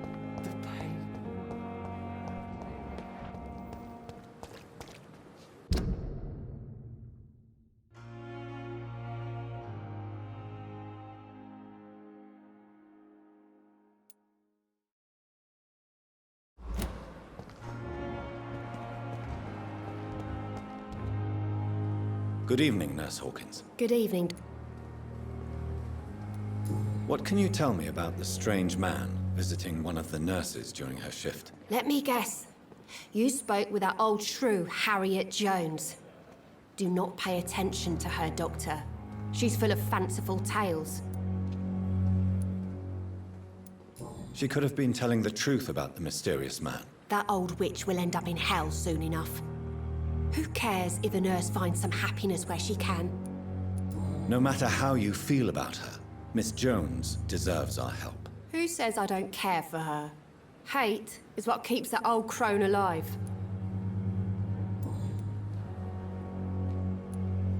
Goodbye, Nurse Hawkins.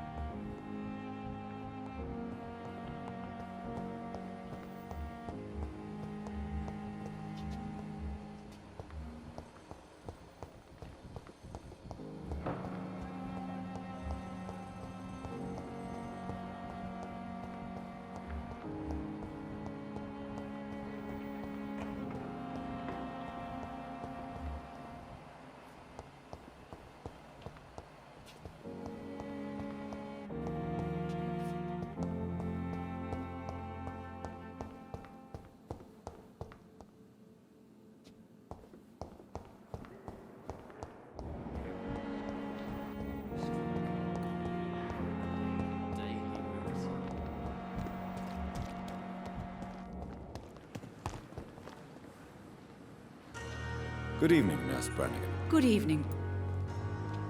Do you know if any of the hospital staff have criminal backgrounds? The people who work here all come from very different backgrounds, Doctor. Just like the patients. Have you seen a strange man visiting any of the nurses here? I've never heard of such a thing, Doctor.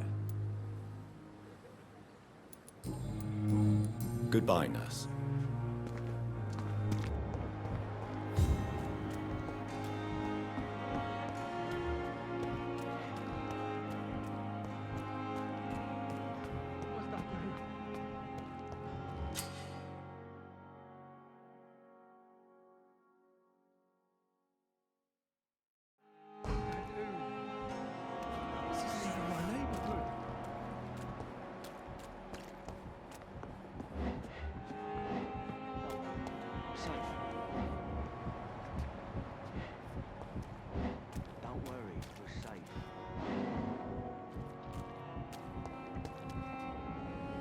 You're sure you don't come back with me? Nah, I have to see someone at the hospital. Be careful. You look so bad they may keep you as a patient. Fuck 'em. I don't like hospitals. Or doctors. Well then, when you go back to Whitechapel, you may find this useful. What is it? A pass for a free medical exam by the best nurse available. Just read it. I don't read well, but thank you, I guess.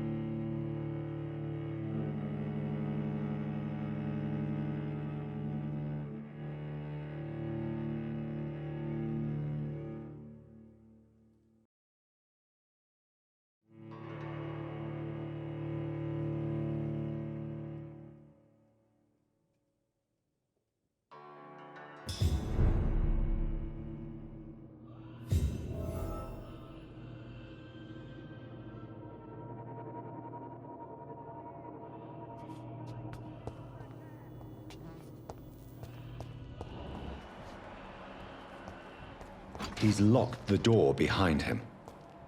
I need to find another way to follow him.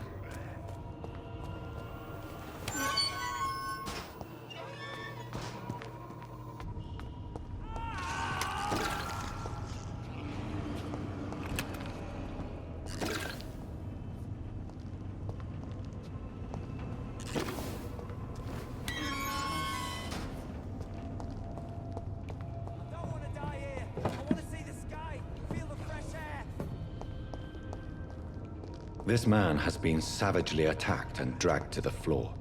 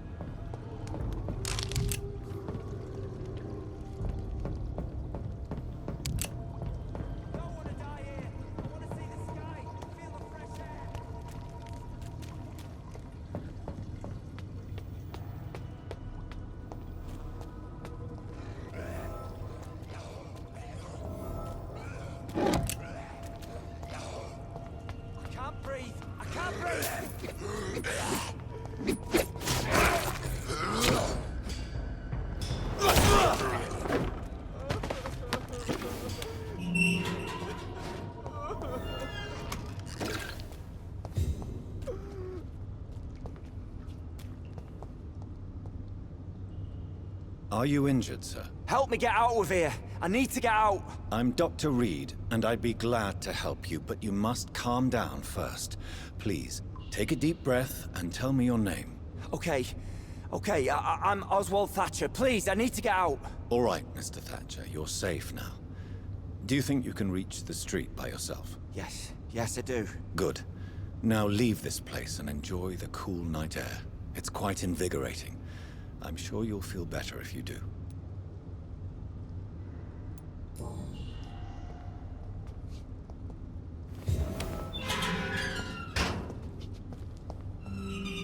Are you sure you're all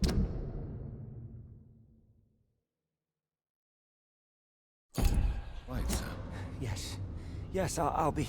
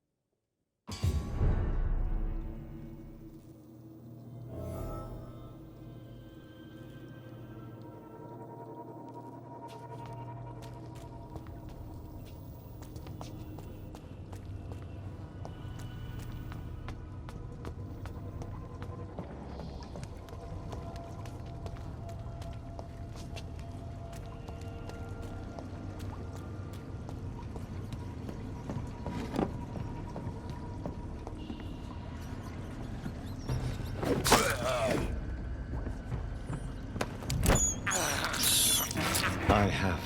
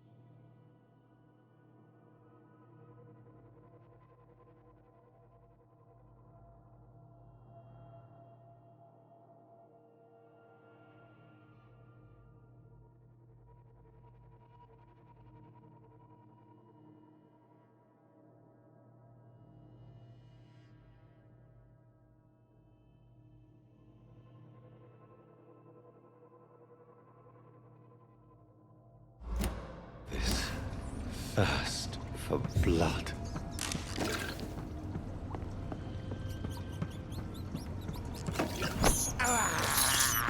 This is despicable.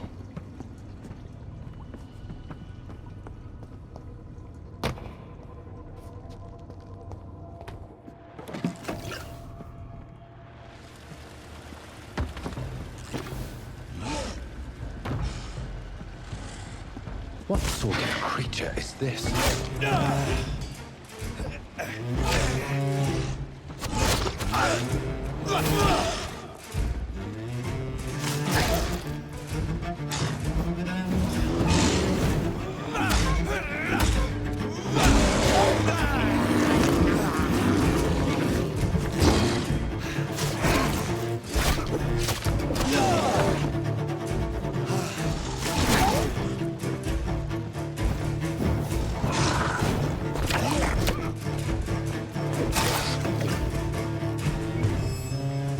Here's what's...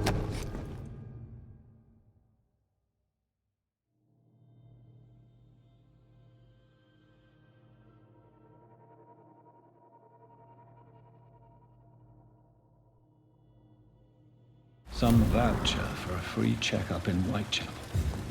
What is Nurse Crane?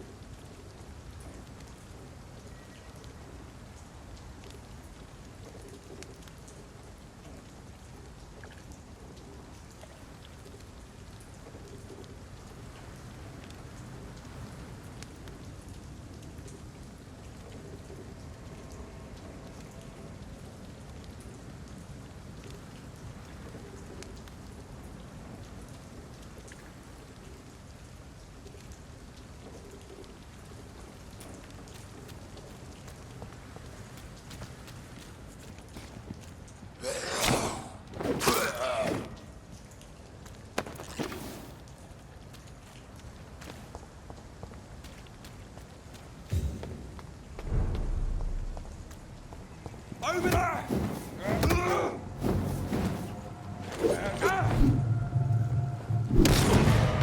Die, vermin! Shit, that leech is fast! Shit! Send you back to the fucking grave!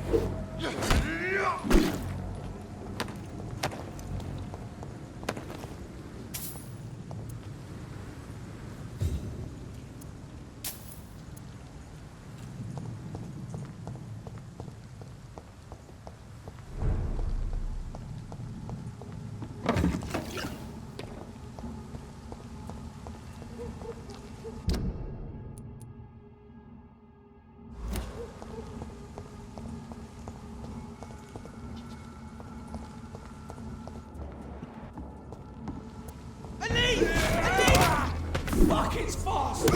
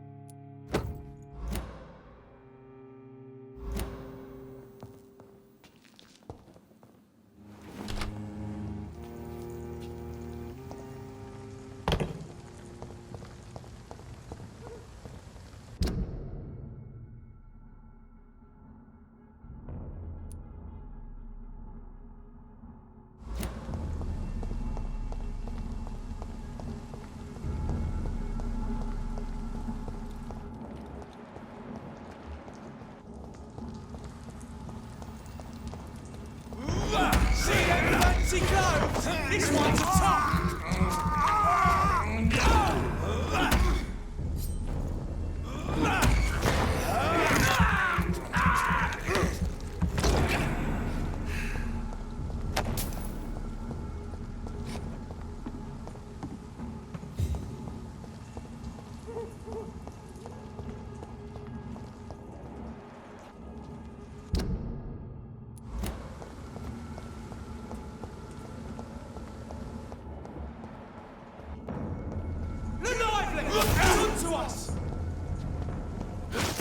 Christ!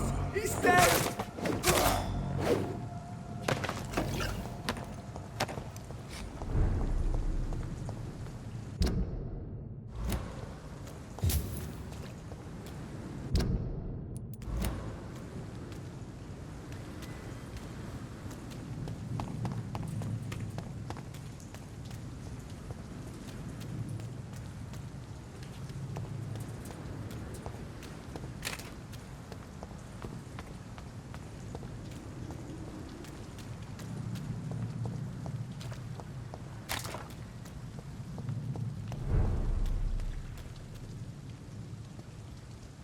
Hello again, Mr. Thatcher. Yes, this neighborhood may stink of dog shit and reek of piss, but to me it smells like the purest mountain air. Do you need medical attention? Don't get me wrong, sir. I'm grateful for what you've done, but I've never felt comfortable with doctors. I will see you later. Goodbye.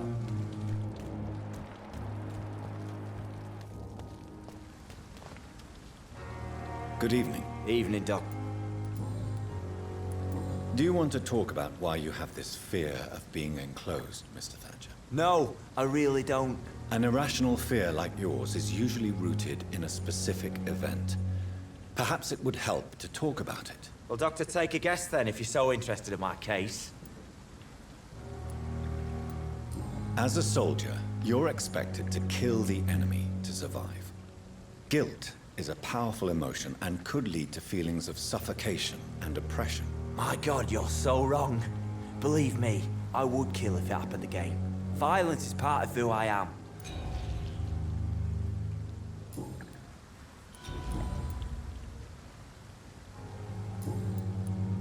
Goodbye, Mr. Thatcher. Try to take care of yourself.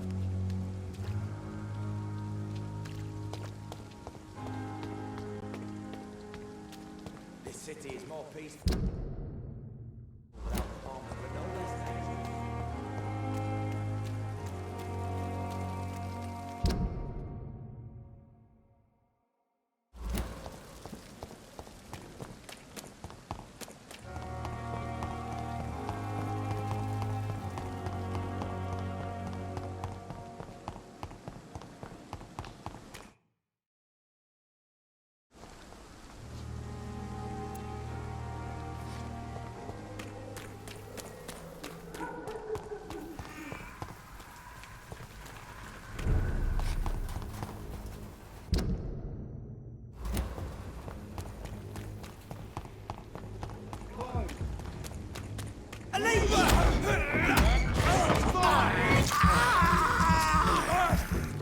Filthy piece of shit! Get back to this!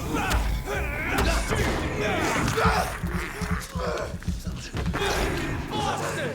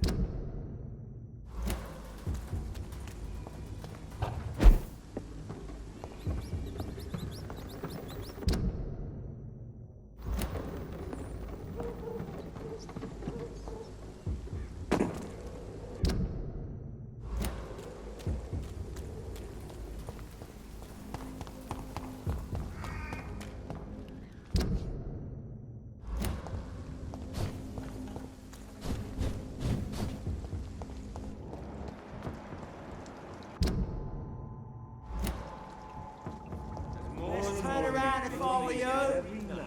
Don't come any closer. It's a leech. Kill it.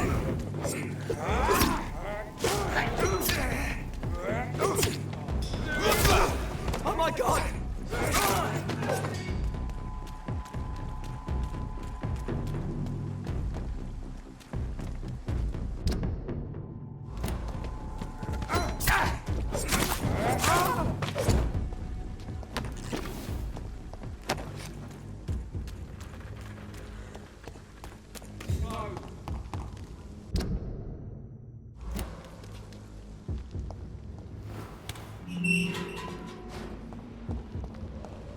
Whitechapel.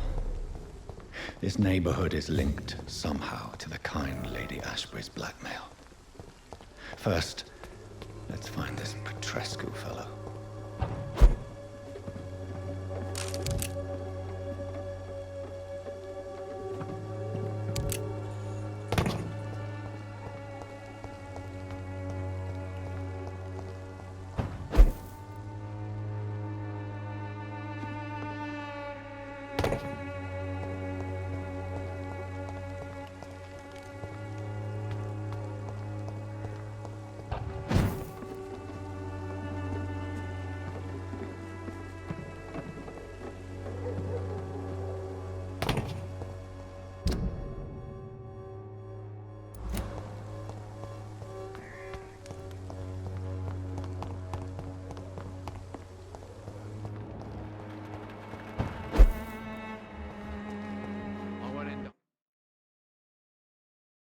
Drunk arsehole littering the streets.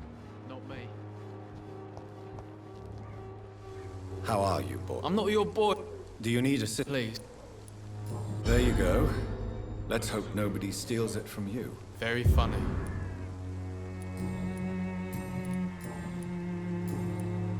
Goodbye, young man.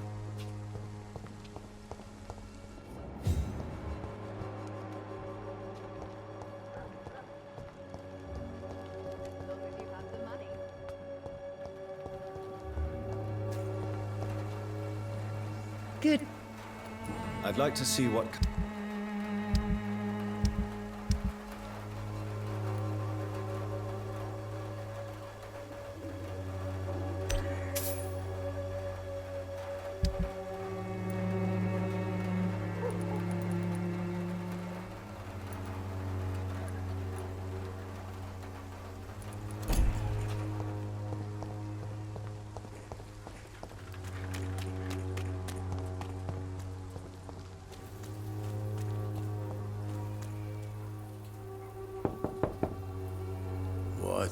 What do you want? Leave me alone. Good evening, sir. I'm Dr. Reed. I'm looking for Nurse Dorothy Crane. There is no Dorothy Crane here. Now goodbye. I'm afraid this medical leaflet says the opposite, sir. Really? Well, I'm afraid I'm going to close this door right now. Go bother someone else, Mr. Doctor. To enter that house, I must discover who this man really is. Maybe I could start by observing what he's up to.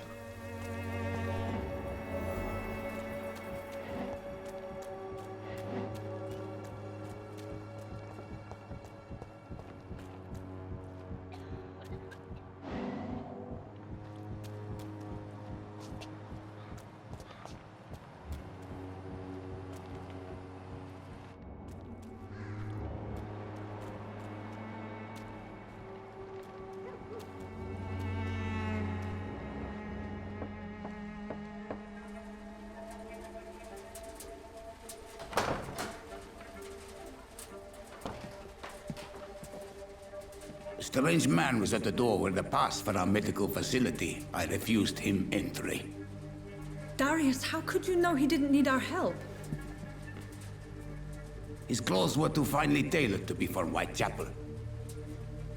Perhaps just a friend of that stray poet who is always about.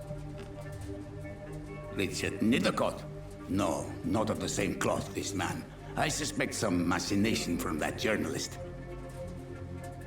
Clayton Darby. Is he still asking questions? Yes. I saw him drifting around St. Mary's Church. I swear he is tracking me just downwind.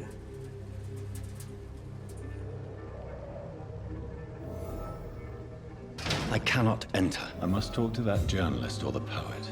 They must know about Darius. Nearby the church they just mentioned. When science fails you, this elixir will give you faith again.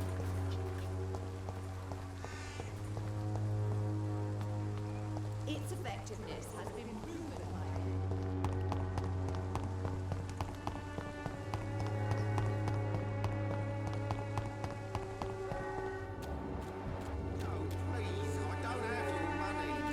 Barrett, you don't get you pay for peace of mind. Can't you just look the other way this week, Joe? Come on, we can sort it out, right? It's not my call, Barrett. You pay one way or another. Please, Joe. Unable to see the true horror around you. Good evening, Doctor. Can I help you? Do you need assistance? That would be nice of you, Doctor. Who knows what I may have caught during my investigation. If you persist in investigating the most pox-ridden boroughs of London, you must accept the risks. Thank you, sir. I heard you're investigating an underground medical dispensary in Whitechapel. What do you know about it? Not much, I'm afraid. They are wary of strangers, and I'm not really an acquaintance of theirs. Why do you care?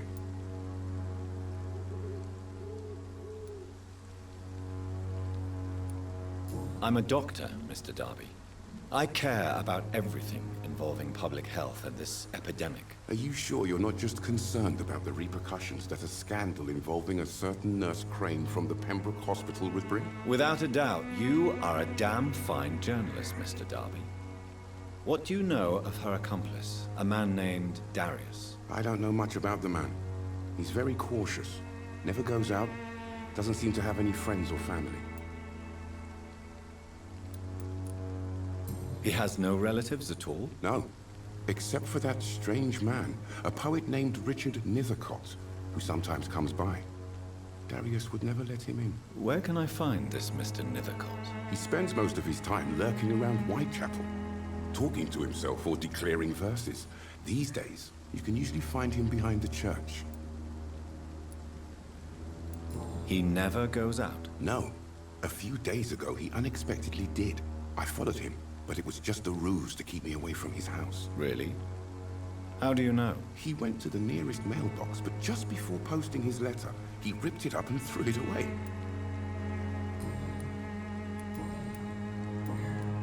Goodbye, Mr. Duck.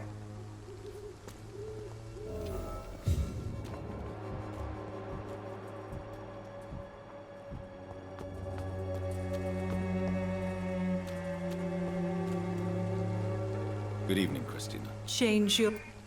Do you need any assistance? It depends on the price of your medicine. I am shocked that you would think I am that... Forgive my suspicion.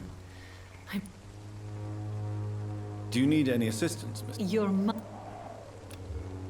Goodbye, miss.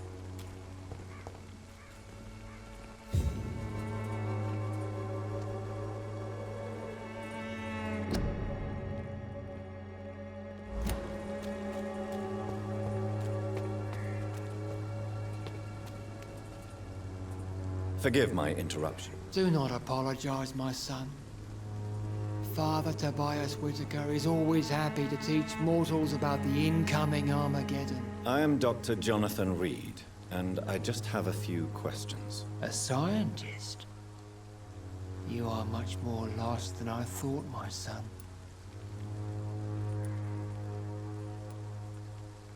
I have had... Good evening, Mr. It's fun. Do you know Nurse Dorothy Crane from the Pembroke Hospital? I'd like to know more about her. I don't like the liberal ideas of nurses, but I especially abhor that Nurse Crane you mentioned. Why do you hate Nurse Crane more than other nurses? Before coming to London, she was a member of the communist resistance in her country. That's what happens when you let a woman get involved in politics. So, you're not exactly a fan of Florence Nightingale's work. But nurses are essential for modern healthcare. Nuns should be the only women allowed to take care of male patients. It's obvious only they have the necessary moral fiber. What do you mean when you say that I am more lost than you thought? All scientists are entangled in a world of causes and consequences, and most of them can't see the plain truth. Quite a judgmental opinion, if you ask me. But what do I know? Blinded by science as I am. But you are seeking answers, aren't you? Answers about the Armageddon about to strike the city. Answers about the hidden truth. Well, I suppose I can spare a few minutes listening to your so-called truth. As a doctor, you must be aware of the decimating epidemic. But let me tell you that this so-called Spanish flu is just the beginning of the end. What do you mean? The beast is finally revealing itself, corrupting the flesh and the heart of men. With my own eyes I have seen them, those minions from the abyss. Really? And what would be your answer to this biblical threat? We must fight the disease before this legion outnumbers us. But not with scalpels and microscopes. No. What is left then? Cleansing fire. What do you mean? All quite a... But you... I am. But the answers I seek are based on facts, not superstition. Tell me, Tobias, what exactly is your plan concerning the cleansing of this city? God will recognize his own. More than once this city has risen from the ashes, hardened and purified by the flames.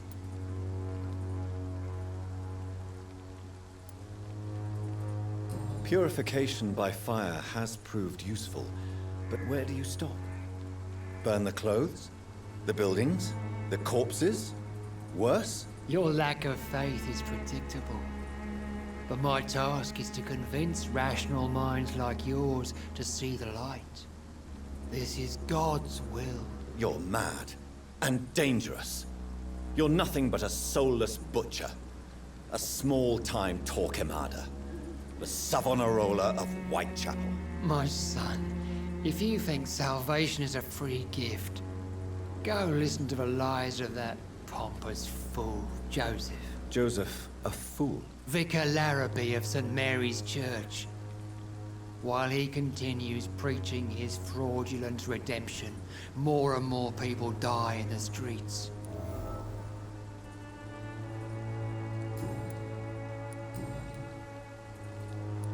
Have you any friends?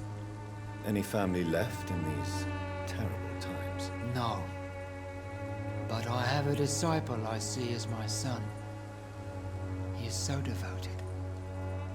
I sent him to preach the good word in the heart of this corrupted city. Where did you send him? I sent Samuel to the Stonebridge Cemetery, where the pestilence and evil grows night after night. You sent him on some preaching crusade during the epidemic. As a true believer, Samuel will fear no evil while he walks through the valley of the shadow of death.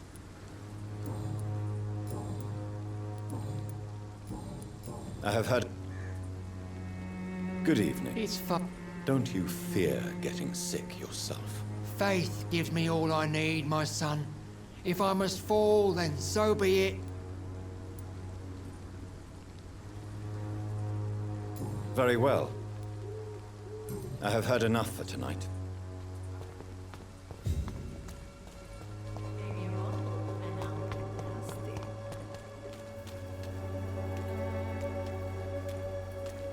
I'm cheap and I'm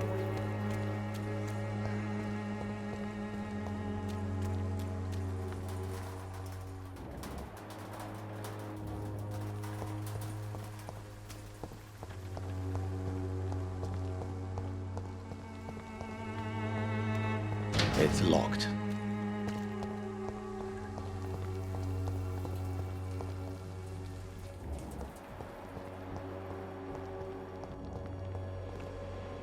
Good evening, miss. I'm Dr. Reed. I'd like to ask you a few questions. I know what you're thinking. A tall stranger who meets a girl in the street at night. It reeks of the penny dreadfuls. But I mean you no harm, truly. I know you understand what I'm saying. Your silence has nothing to do with you being mute, does it? Very well.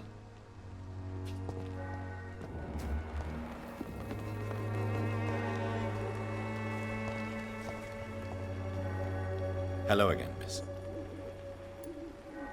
You don't seem to need. Very well.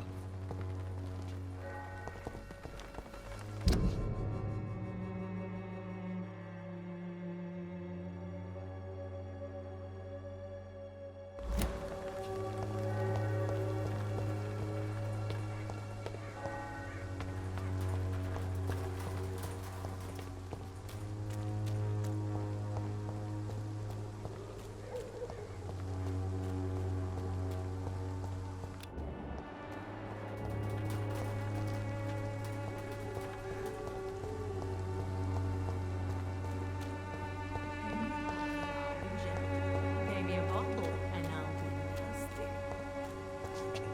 The walls of your home will not protect you. I'm cheap and I'm clean, I promise.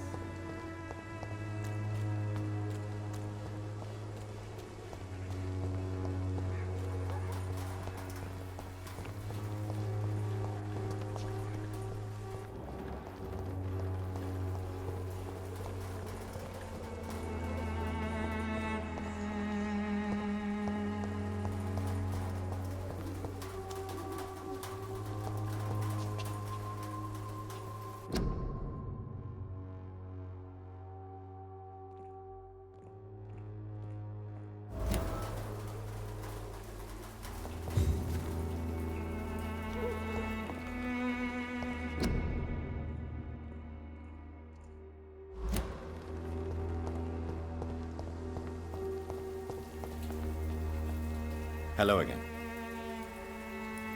Melia, I know you work for Dorothy Crane. Please tell me about her secret dispensary. A stubborn and mute comrade. Nurse Crane and Darius Petrescu have been clever. Very well.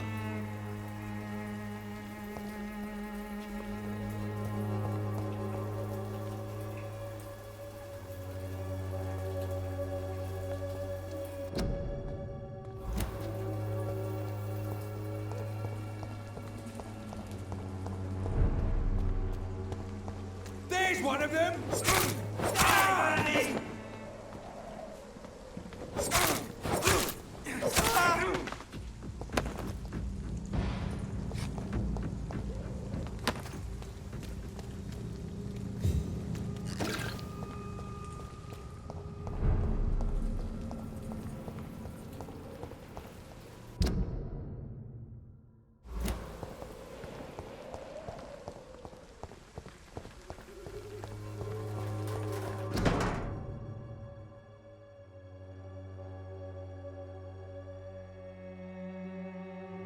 The content of Darius' letter to his children could give me more leverage to enter.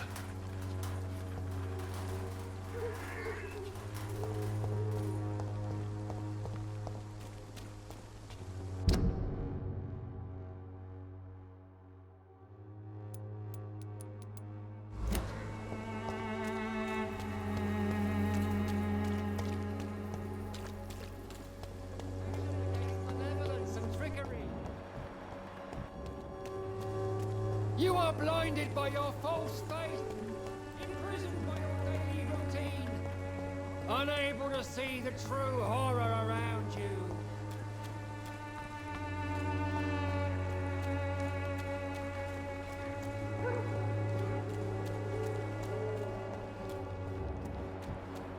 Steady! Something fucking big! She's dead! I'll send you to hell! You eat it! Murdering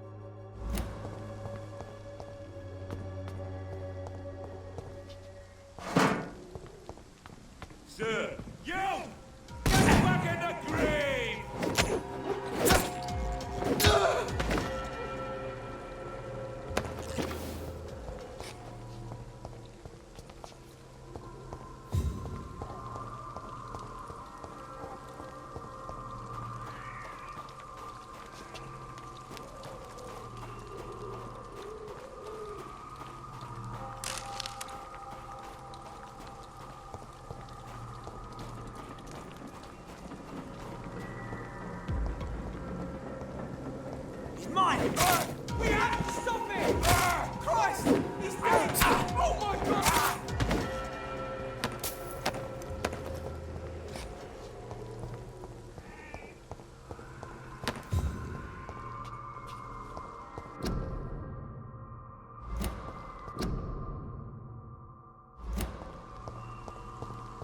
I cannot enter.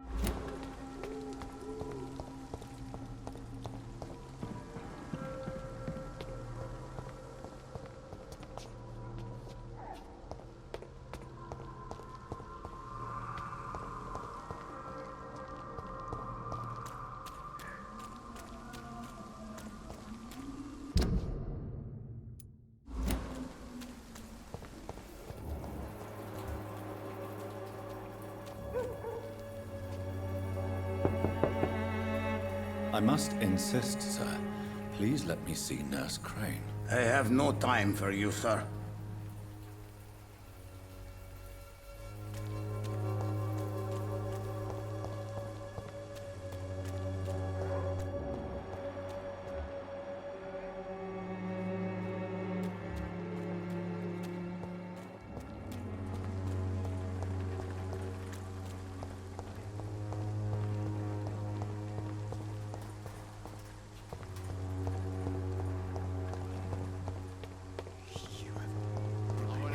Bloody heart, boy. Have a drunk arsehole littering the streets. Good evening, Benjamin. I'm afraid not. You don't seem... Oh. I will see you later. A gun, I'll...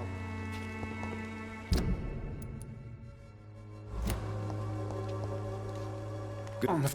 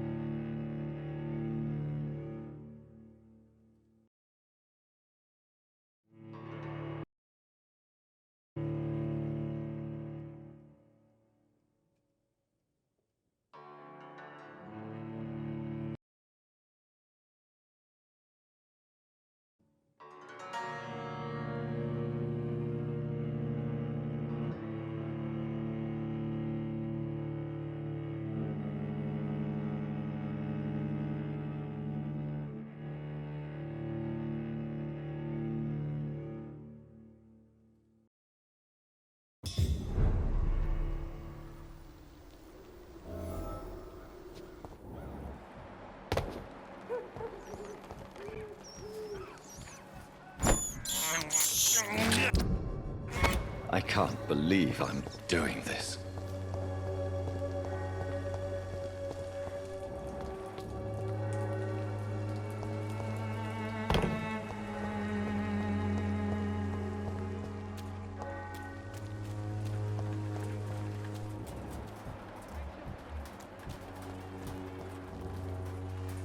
You again? Can I offer you? Keep him. As you wish. Goodbye.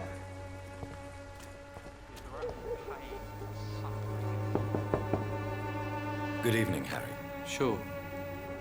Is there only pain and suffering in this world? So, I'm not do you need it? Yes, I do. You'll feel better with this. But you need to get a grip, young man. Medication alone won't cure melancholia. I'm not sure I'm happy with the idea of living long in a world like this. But I thank you for your concern, sir.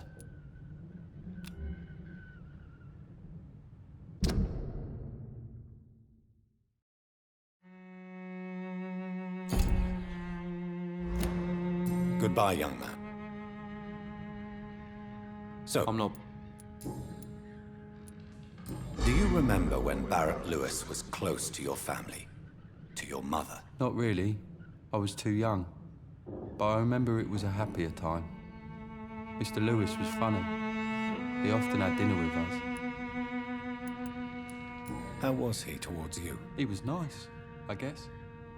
He never forgot my birthday. He always offered me books. I liked books. How was he towards you? He was... Why are you sad, then? Because it hurts to remember a time when my father used to laugh and smile. It hurts to realise he's as sad as me now.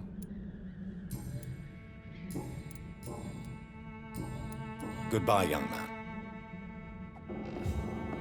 Is there only pain and suffering in this world?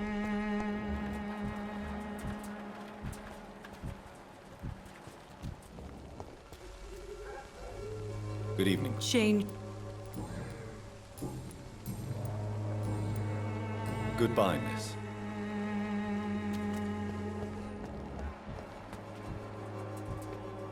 The wars of men should not be your main concern. Good evening. It's Don't you... faith gives me all I need. No doubt your faith will prevail, but let me give you some extra protection against the devil's work. Medicine. Blessed be your generosity, my son.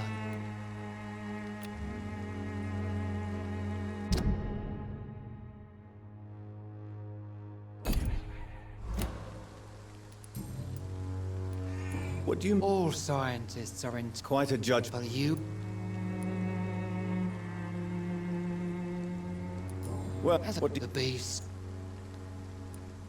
I have heard enough. Goodbye.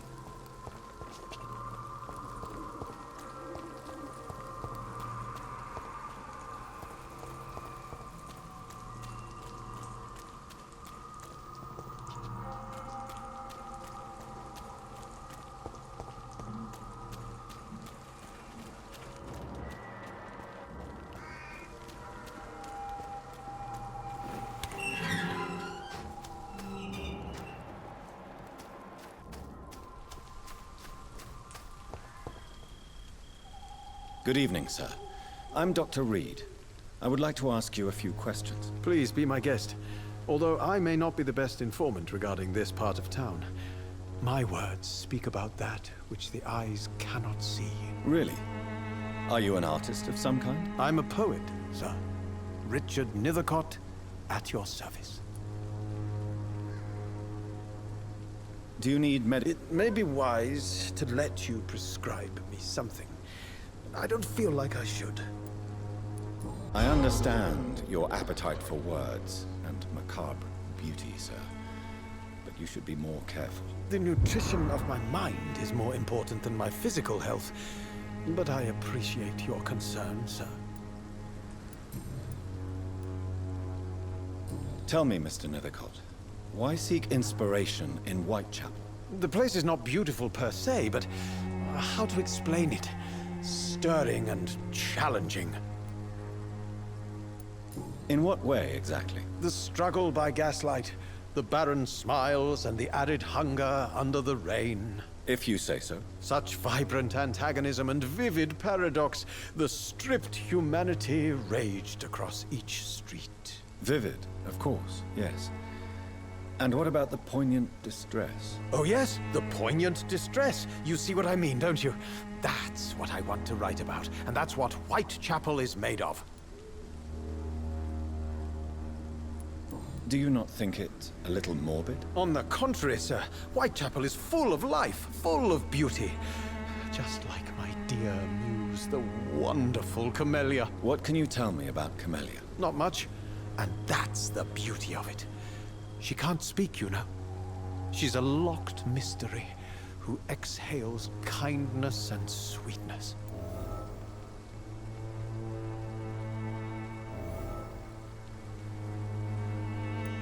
And have you ever tried to learn more about her? Where she lives? How she survives? Whom she may know? Maybe I prefer she remains an enigma. Reality can be so dull, don't you think?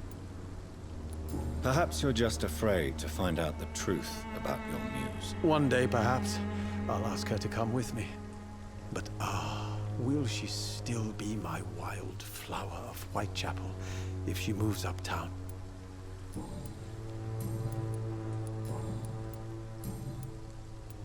What are your thoughts on the terrible situation in this city? Terrible, you say? No. Of course, the death of so many innocents is a tragedy. But the scourge has not been all bad for the city. Oh, no, sir. What are you talking about? Do you remember London before the flu? Noisy, cacophonic, quiet nowhere to be found. And now, listen to this oddly peaceful silence. Yes. The enjoyable silence of the grave. You have a unique perspective on the situation, I must admit. Most people fail to understand my perspective. I don't blame them. But how could I call myself a poet if I veiled my feelings?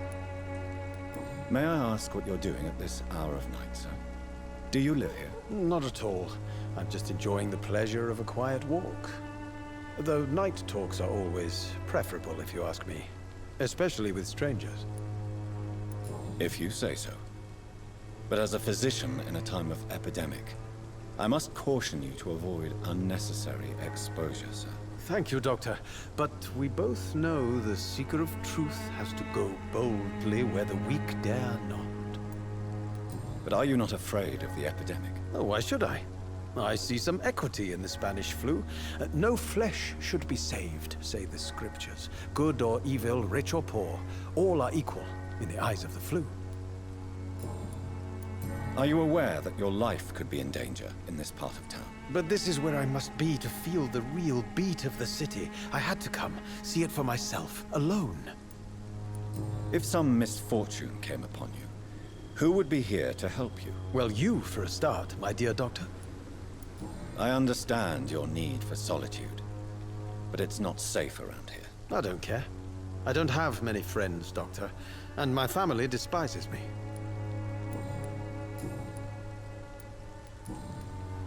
Did you know the Mute Florist is a member of a secret society? No, I didn't. But I thank you for this information, sir. for it only enriches the mystery surrounding the precious camellia. Are you not curious? Is there not more you wish to know? That girl has not an ounce of malice in her. Whatever she may be hiding, it's certain to be for the benefit of most, if not all. I fear you are a hopeless romantic, Mr. Nethercott. Guilty as charged, Dr. Reed. May I ask you a few questions about the district? Extraordinary part of town, is it not? I'll be glad to help you, if I can. I'm looking for Dorothy Crane, a nurse who lives in this vicinity. Dorothy Crane. Oh, I love the name. The Crane of Whitechapel. Sounds very mysterious. But, sorry, no, never heard of her. What can you tell me about an old man called Darius? Darius Petrescu? Yes, I know him. At first, I thought he was only a small publisher. I invited him to publish my work, but his reaction was pretty clear. Not interested in your talent? Darius is an old political activist who takes delight in printing tracts and lampoons. Those communist activities only require mediocre writing skills.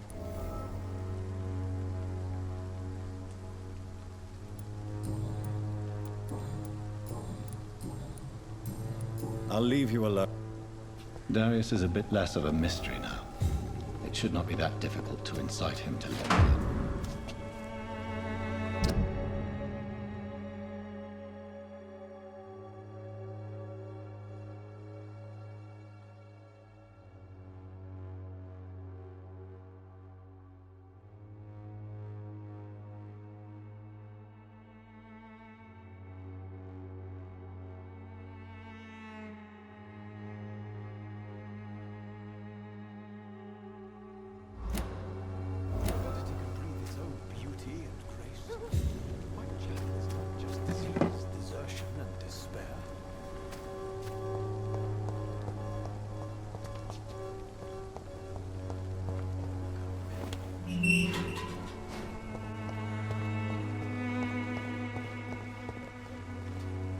Hello. Tell me about Richard Nethercott. I understand he is quite fond of you, Camellia. Very well.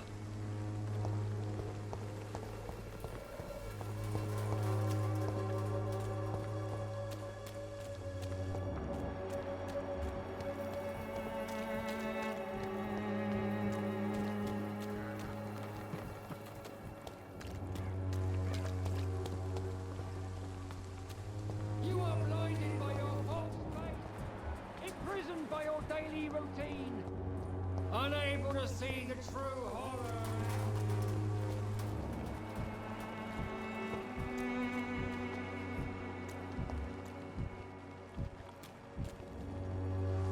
You again? Can I offer you? Keep your...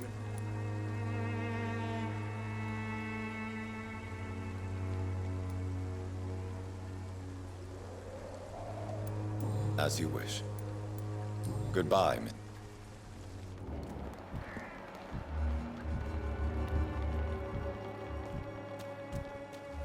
Joe, please, I don't... You... Can I offer? There is a thin line between pride. All right. I'll take it then. It's not like I don't appreciate the gesture. Goodbye, Miss.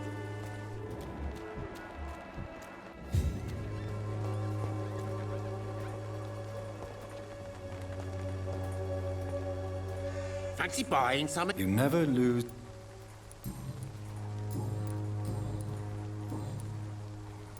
Right then.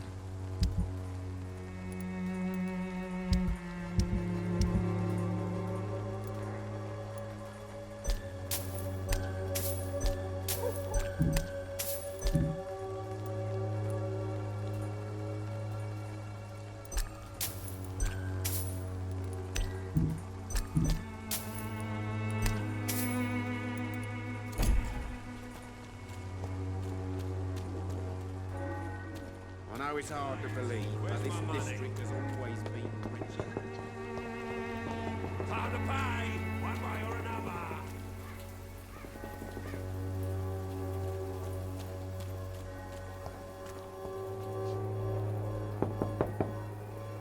Mr. Petrescu, just 1 minute, please. You again? Go away. Sir, wait. Stop this nonsense. I know Nurse Crane is here. Shall we speak man to man, you and I? All right. Speak up. Don't you see we're on the same side? We fight to help the poor, sick, and abandoned. I'm nothing like you, Mr. Doctor. Yes, you are. You too believe in providing medical care without charge. You know what we have to sacrifice to make the world a better place. I have to admit your words have conviction. All right, I'll let you see Dorothea. Don't make me regret this, though.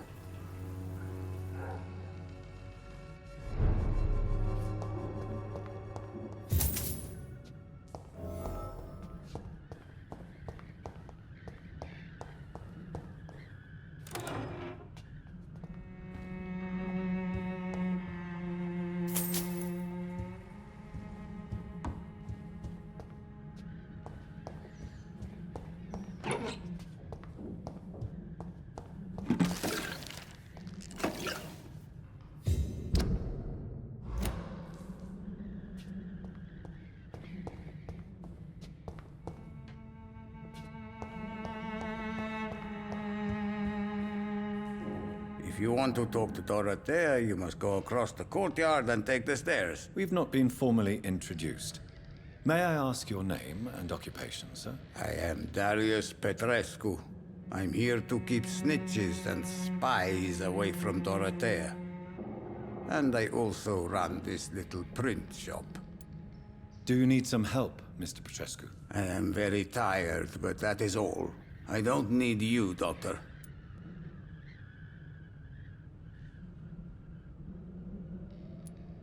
Well, if... Goodbye, Mr. Petrescu.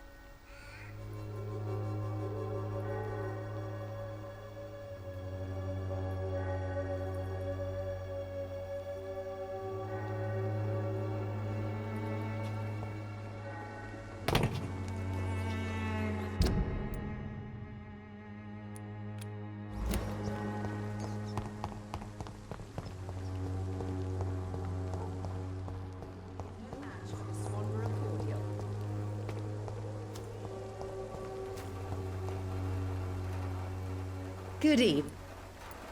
I'd like to see...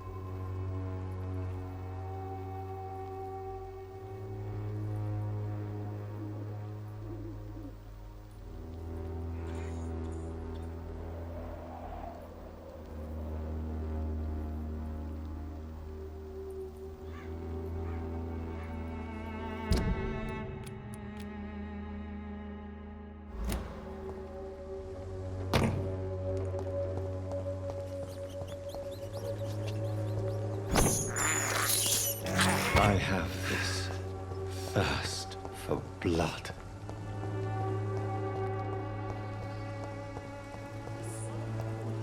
Answer to all your problems. As long as you have the money.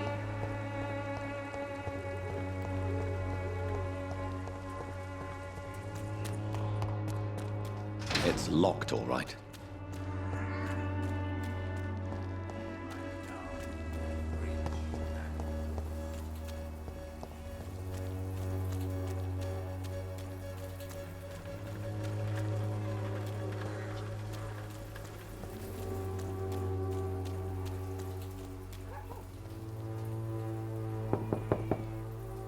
Hello, Mr. Petrescu. Hello, Doc.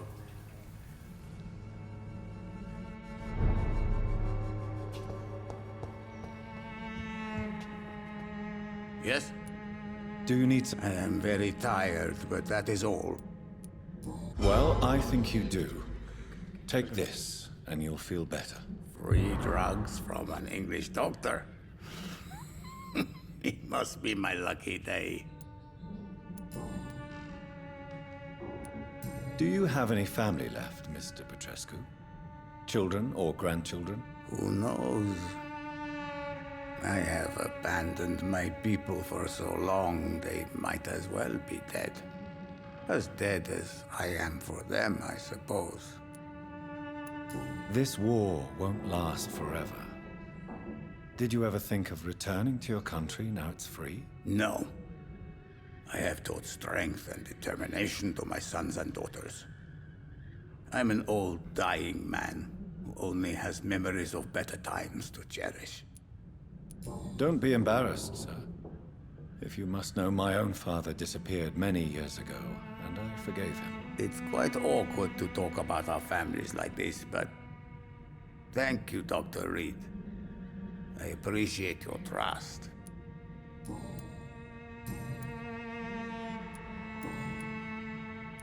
So Dorothy's real name is not Crane? Like myself and many people in this area, Dorothea is from occupied Romania. That's all you need to know. She seems important to the community. More than you can imagine.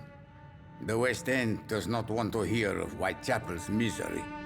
Dorothea is one of the few doing something about it.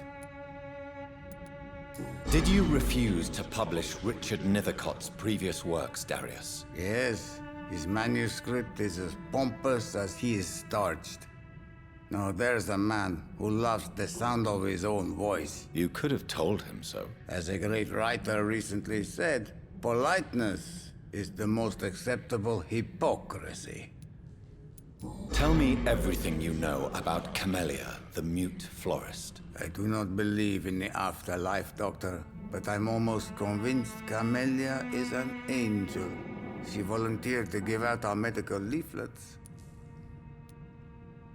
Are you not worried for her safety? She is as brave as she is tough, and clever, too. If only I had met her when I was younger. Are you in love with Camellia, Mr. Petrescu? Don't be stupid. If I had met her when I was younger, we could have won our revolution. Who is she, really? Do you know where she's from? She's not from around here, that's all we know. Camellia is not even her name. It's her favorite flower. You say she has no close family? Well, there's that awful poet who constantly follows her around like a lost puppy. A good man for sure, but a very poor writer. Tell me everything you... I do not... Tell me everything you know about Camellia, the... I do not believe in... How did you meet Nurse Crane, Darius? Why does she trust you? I'm her oldest friend in England. Dorothea and I share many ideas about this country and about the country we left. You mean occupied Romania, don't you? Even if not directly, I fought against your enemies. Really? Then perhaps you have more in common with Dorothea than meets the eye, Dr. Reed. I know you fought for your country when it was occupied, Darius. Tell me more about it. I know my days are numbered, and I know I won't see my homeland again. But I fought for Romania all my life, and I will until my last breath. But Romania escaped the grasp of the Austro-Hungarian Empire. It's a free country again. But it's not the country I fought for. My homeland is not appeased, Doctor. And I still see a dark future ahead for my people. Goodbye, Mr. Petrescu. Yes?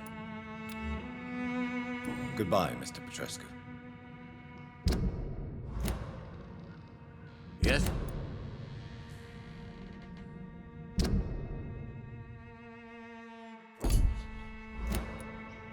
Good.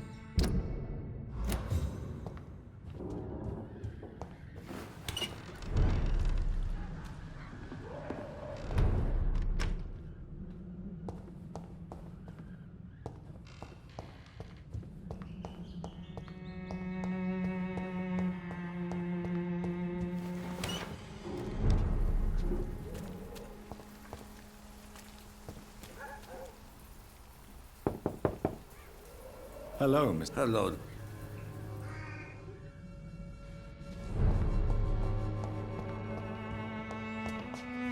It's locked.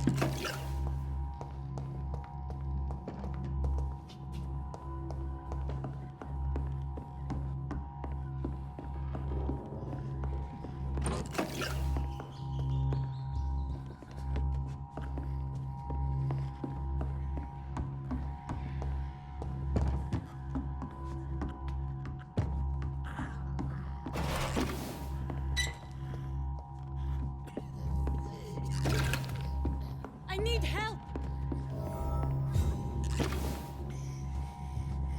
He's going into convulsions, Doctor! What do we have here, nurse? Patient Raz Van Vasily. High fever running on 3 days. Complaints of dizziness, muscle aches, and head pain. Diagnosed with influenza. Treatment? Aspirin and salicin for the fever and discomfort. Liquids for dehydration, but he's having trouble keeping even water down. Thank you, nurse. Anything else I should know? He did lose consciousness this morning, but he's never had convulsions like these. He's not convulsing, he's choking. He's not getting any air. Scalpel! Hand me that scalpel! What can I do, Doctor?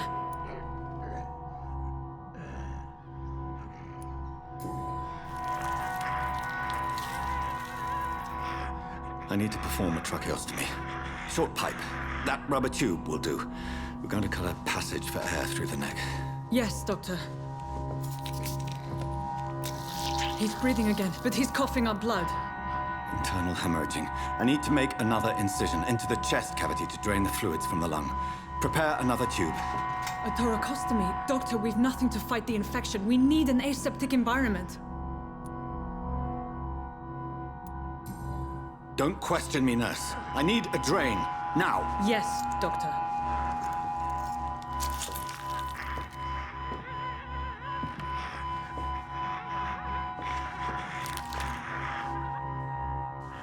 He's still bleeding, Doctor. I'm losing his pulse. The drain must have punctured the intercostal artery. There's too much blood. Are you all right, Doctor? I can't see.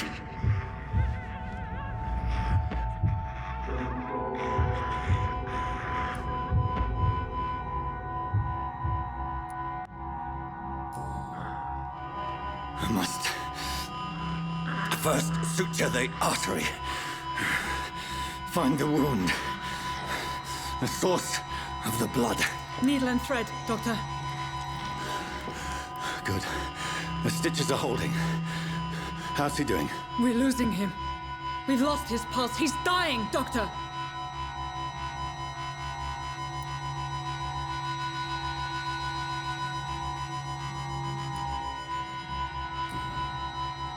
Cardiac massage, now. Cardiac... What? Are you making this up as you go along?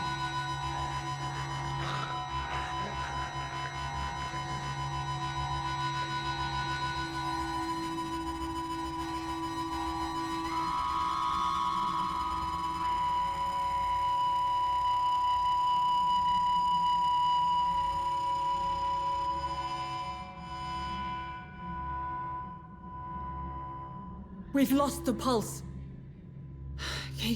He's gone, Doctor. Nurse, we did everything we could. Truly? Everything you could. Is that how you'll report this in your log? Is this how the war went? Piling up one poor corpse beside the next? This was not an influenza-induced seizure. I've never seen symptoms like these on the continent. Neither have I. But the previous symptoms leading up to this attack were the same, indistinguishable from the epidemic. No.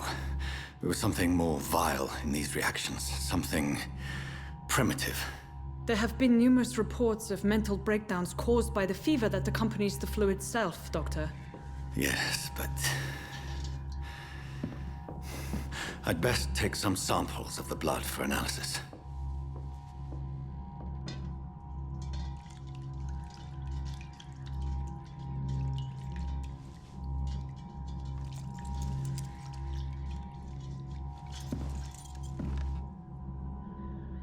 I doubt you're here to test my bedside manners.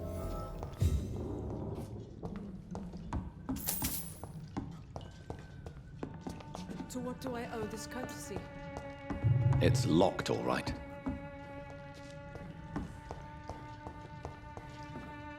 I suspect it was more than intuition alone that led you to us. So, how might I be of service, Dr. Reed? I've come to put an end to this insufferable blackmailing, Dorothy. Doctor, you think your warnings scare me? I've stolen and plied, blackmailed and lied, but what else am I to do? I'm all these people have. So, the end justifies the means. Is that your defense? I know you're kind, Doctor. Just another fine-heeled, silver-spooned gentleman who was given the world on a platter. You know nothing of poverty. Nothing of the shame, the hunger, the loneliness. Dr. Swansea is a sensible and honest man. He wouldn't have refused your friend's care at Pembroke. It's easy for you to say, Doctor. These people cannot go to the police, nor to the hospital. They don't even speak English. They depend on me for everything. Dr. Swansea... But why Lady Ashbury? Why her, of all people? She's pristine and proper, all right. But that she-wolf in sheep's clothing murders the poor for sport. I have her where she belongs, and I'll milk her for all she's got. You've convinced me of the sincerity of your actions and their noble justifications. But all the same, blackmail is a crime, and it will stop, Nurse Crane. So, are you going to turn me over to the authorities?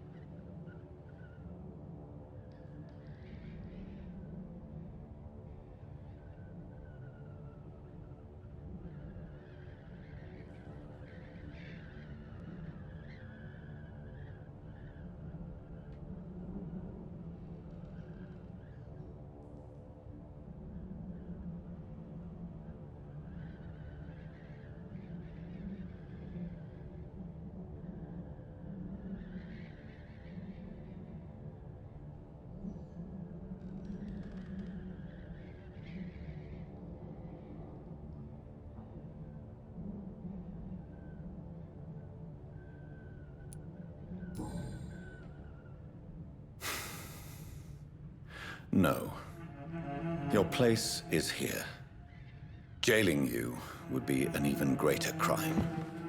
So, here is my proposition.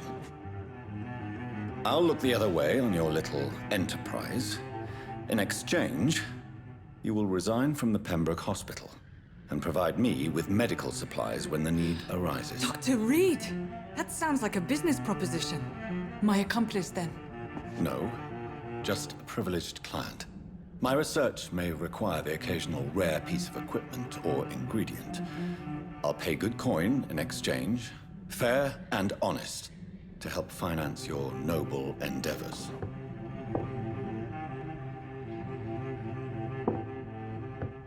We have ourselves a deal, Doctor. Good customers are always welcome. Yes, Nurse Crane. We have a deal.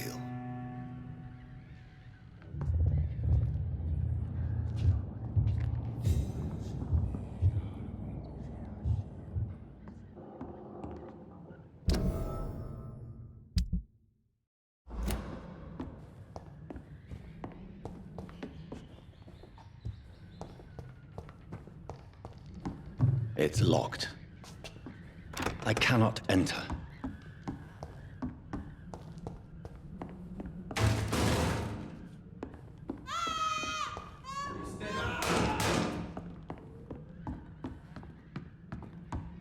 Oh, this one stinks already. It's mine! I'll take it! It's too fucking fast!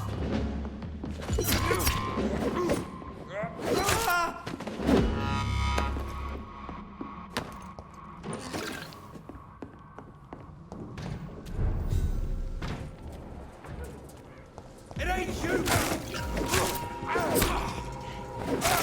It can kill you!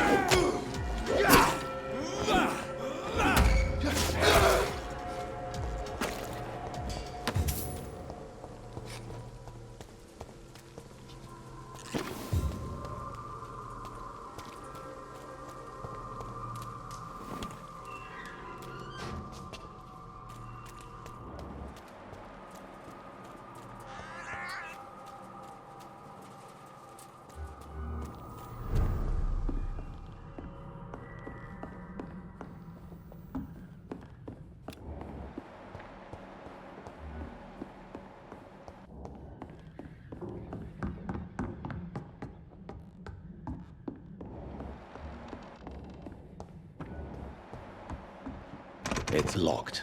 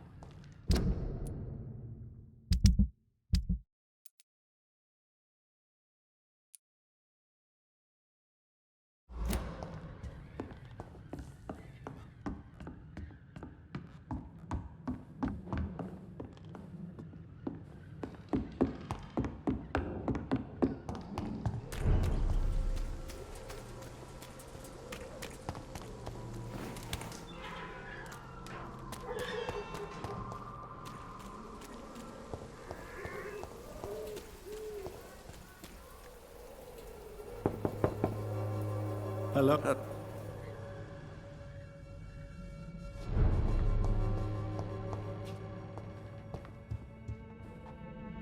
Yep.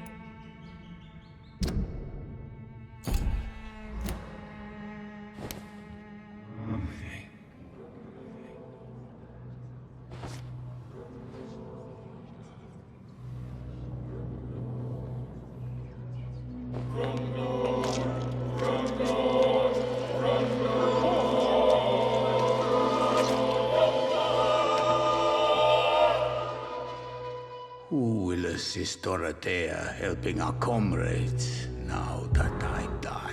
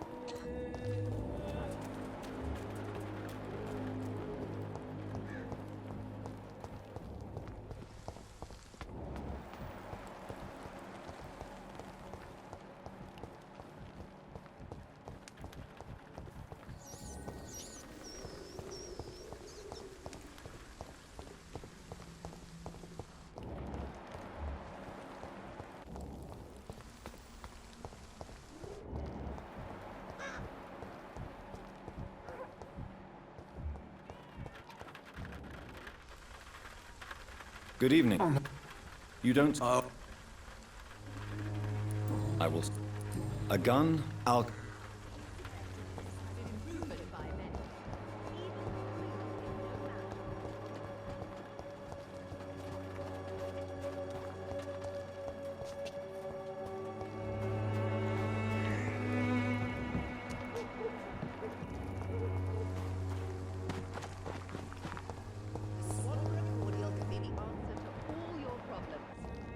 As long as you have the money.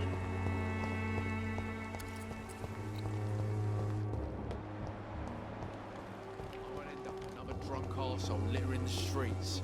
Not me. How are you, boy? I'm not your boy. Goodbye, young.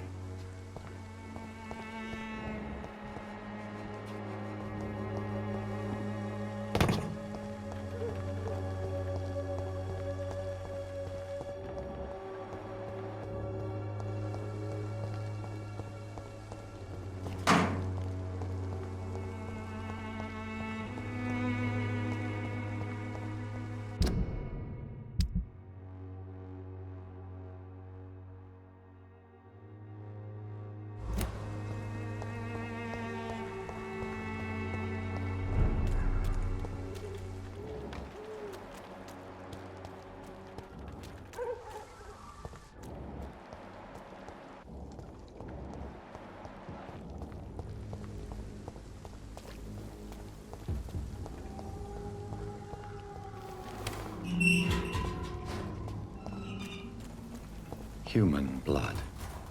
Whoever left these marks did so deliberately. Kill him, boy!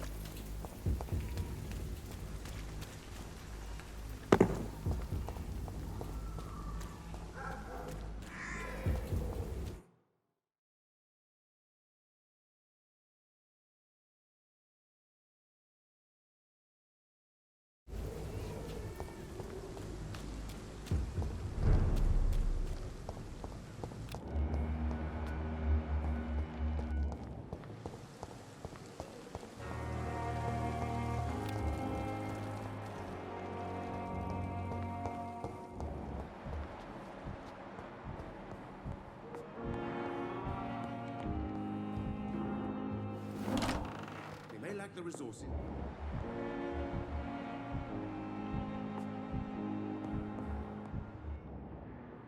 Good evening, Mr. Goswick.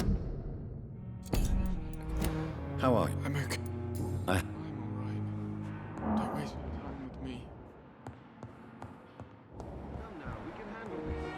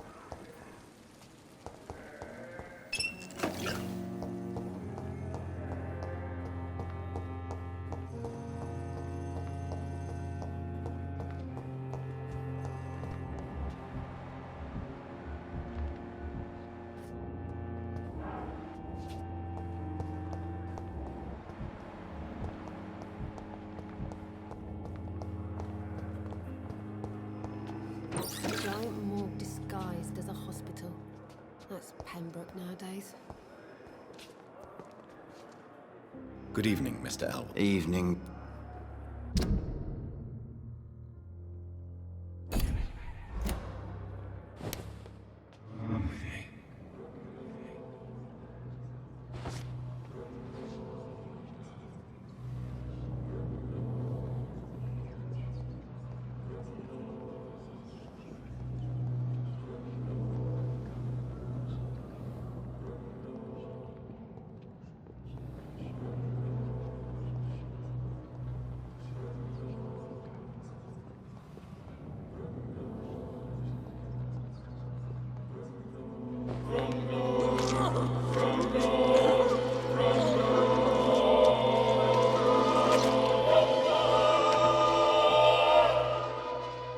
So this is how it ends. Farewell, my life, you betrayed me, good.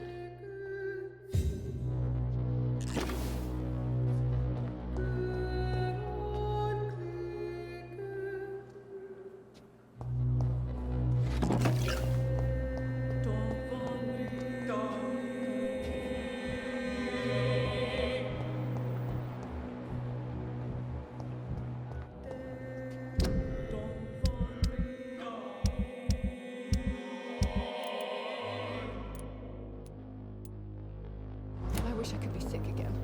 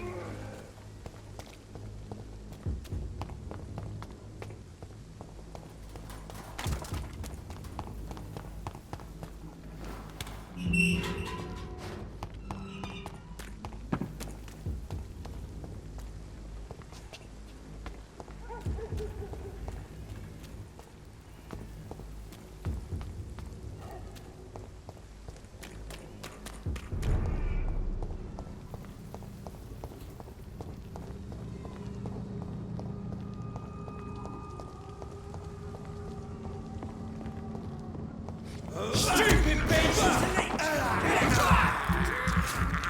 Oh my god!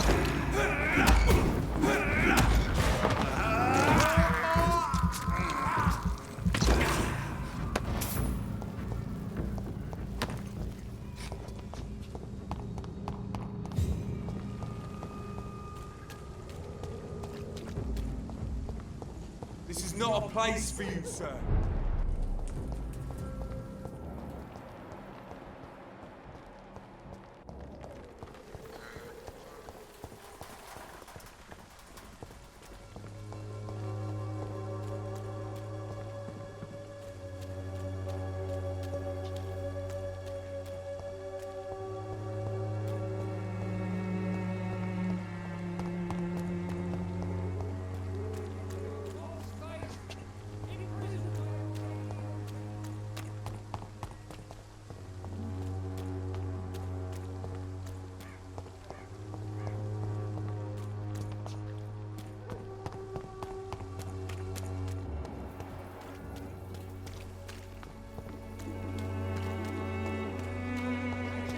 Malevolence and trickery. You are blinded by your fault.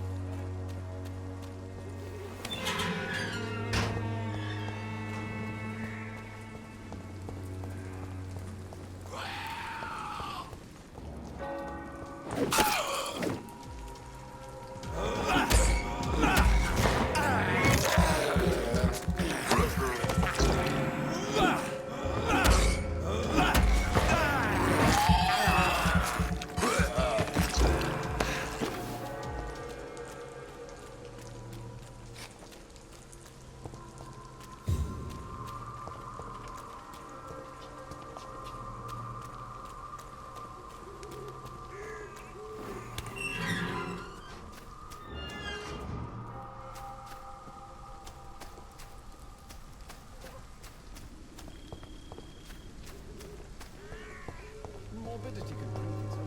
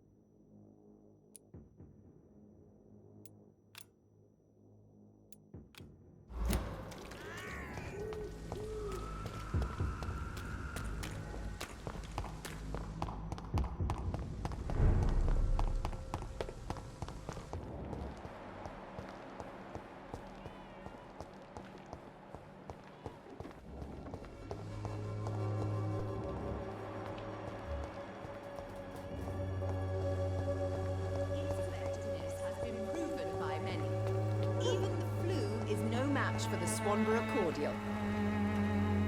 Good evening. I'd like to see what kind of...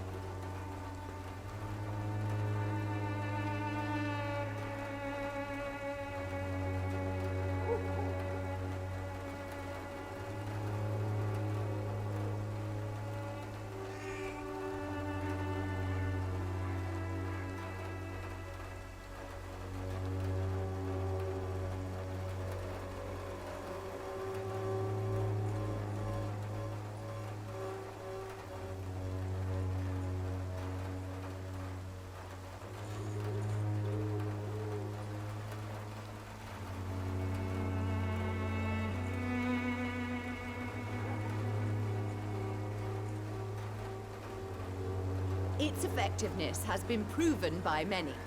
Even the flu is no match for the Swanborough cordial. When science fails you, this elixir will give you faith again.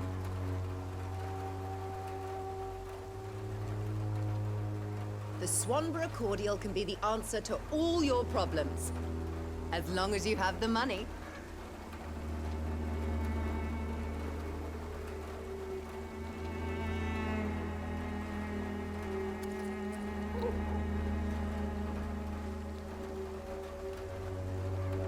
Gangs are ruining this neighborhood, if you ask me.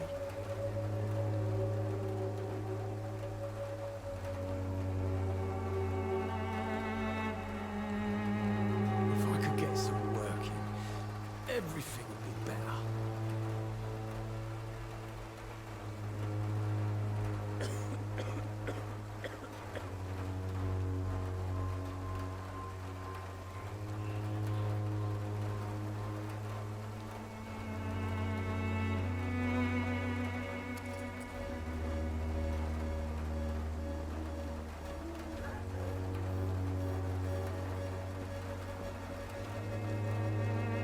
Its effectiveness has been proven by many. Even the flu is no match for the Swanborough cordial.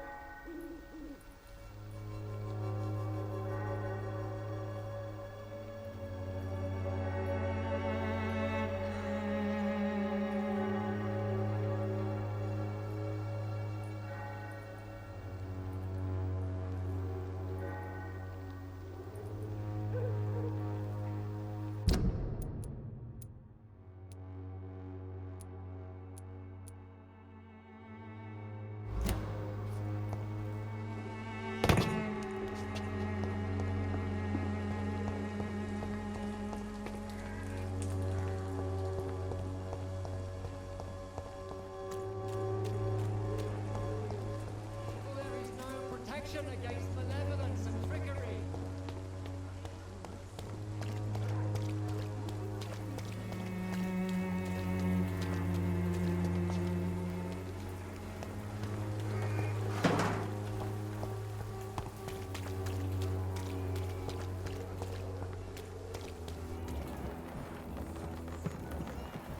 You look so pale, my lord. Would you like me to revive you?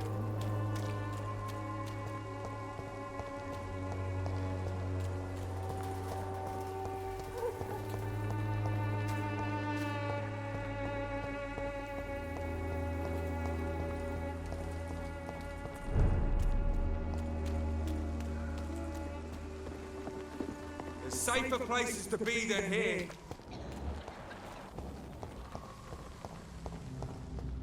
Over there! There's one of them! Ah! Christ!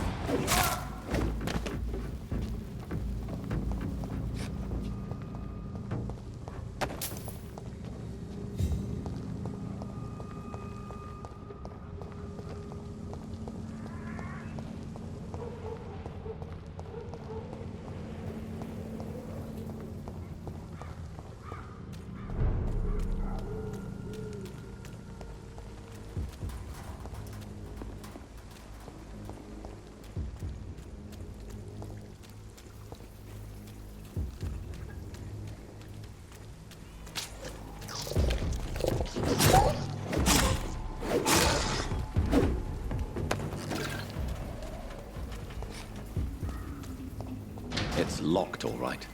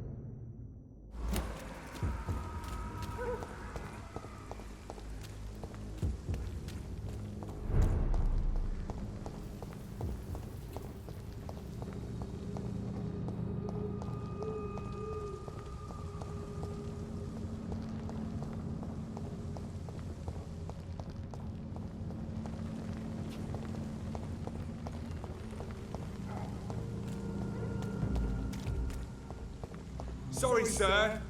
No admittance.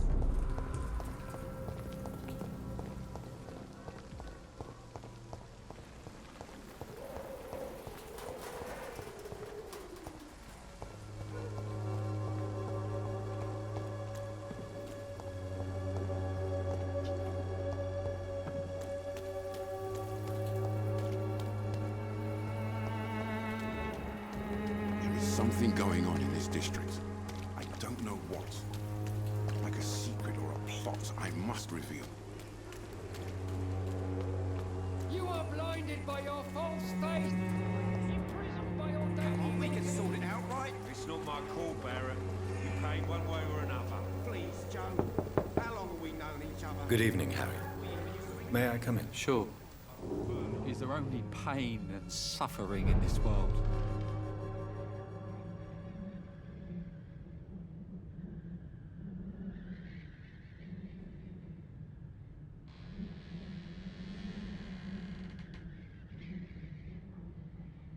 Even my dreams are soaked with gloom.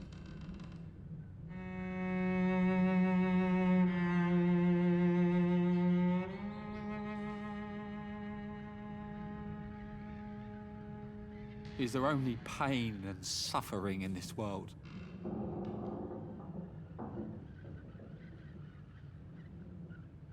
Is there only pain and suffering in this world?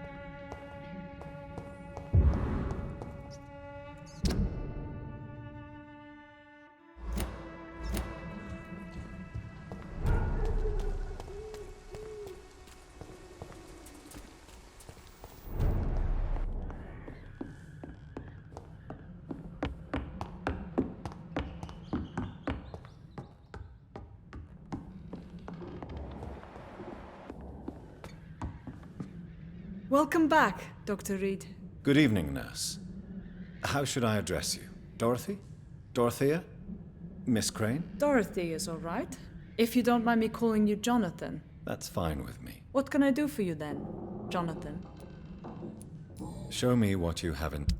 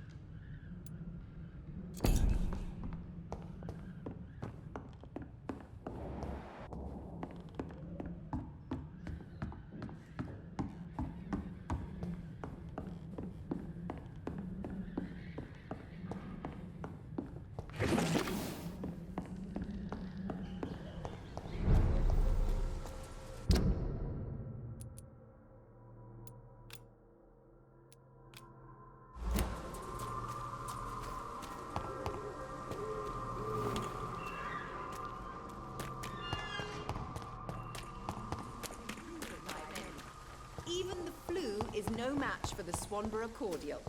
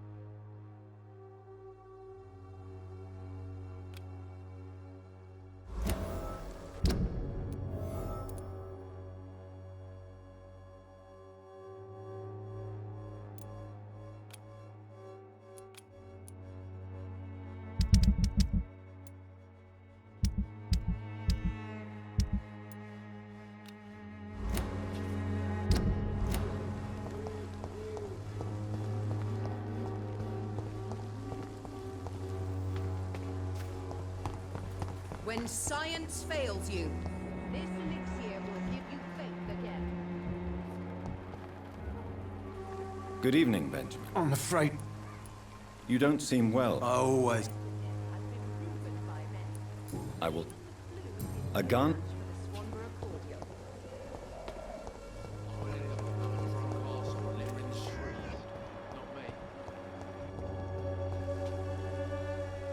How are you? I'm not your... Do you need... I'm alright, but if you...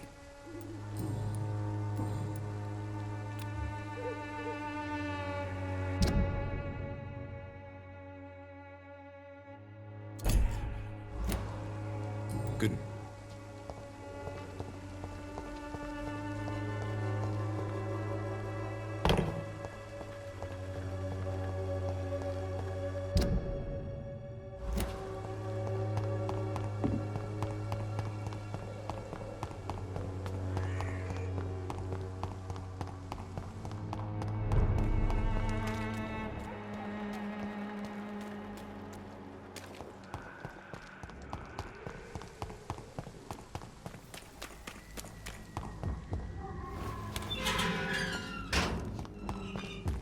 Human blood. Whoever left these marks did so deliberately.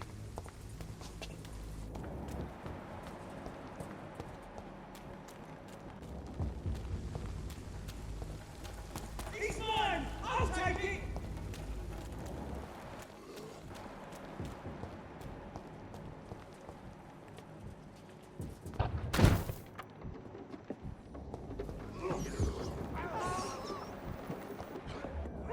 He's dead!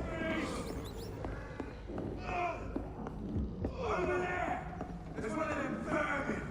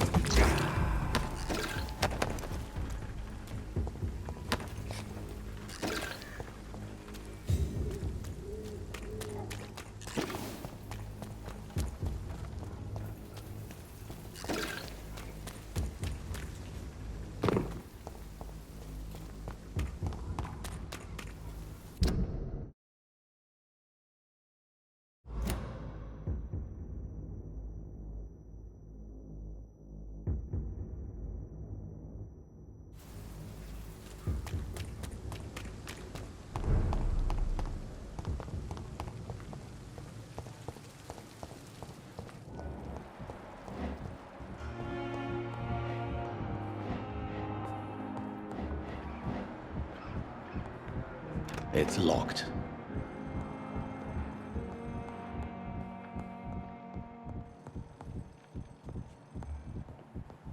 Come now, we can handle this.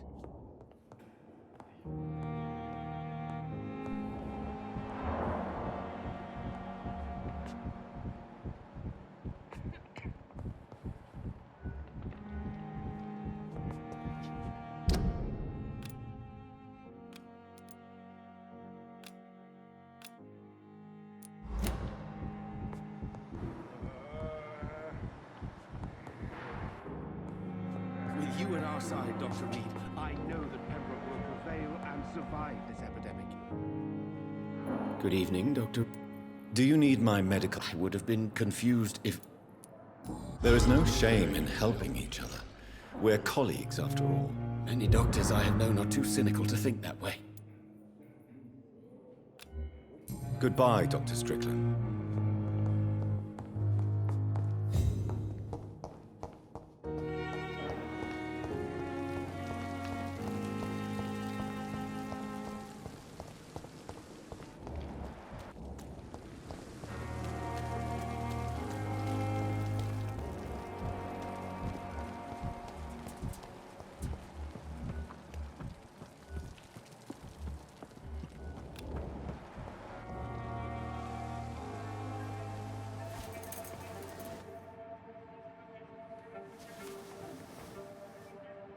How can I be sure I'll not find your unconscious body in the house again? I promise you, you'll not find my unconscious body. For God's sake, how can you say such a thing? How can you refuse to listen? I tried to warn you for so long. No, I won't let my only son die. You promised me you'll stay alive. Your son lied to you, like the whole world lies to us.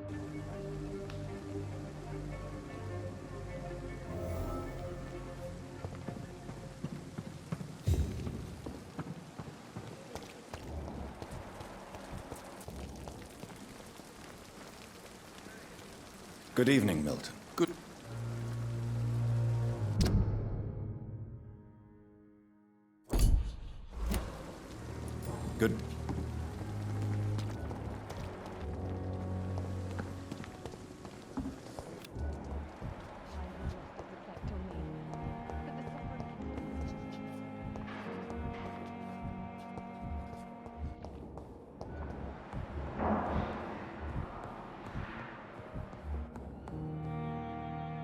Good evening. I'm okay.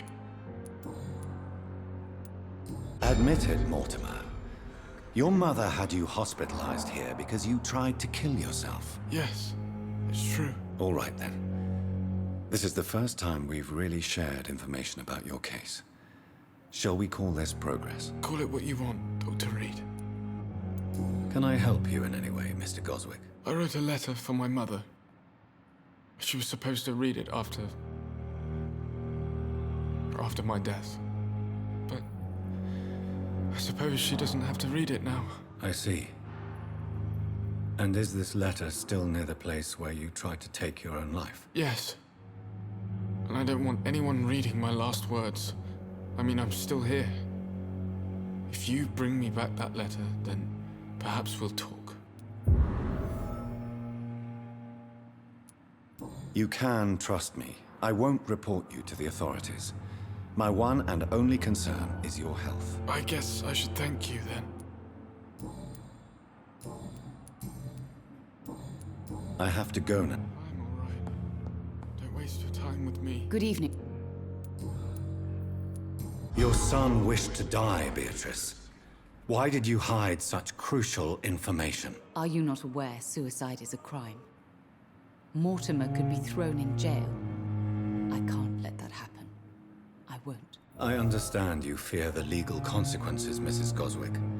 But don't you realize your silence significantly affects your son's case? All my son needs is help and comprehension. Not judgment and punishment for what he may or may not have done. Goodbye.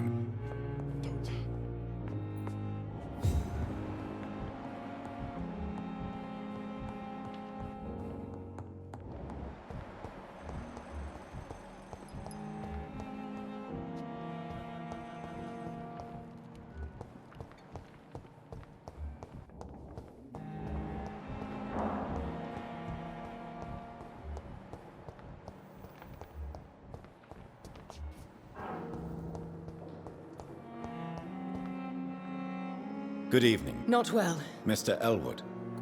Yes, I know about his death. His blood now runs through this decaying body. I see things much more clearly now. I've even started to sense things about you.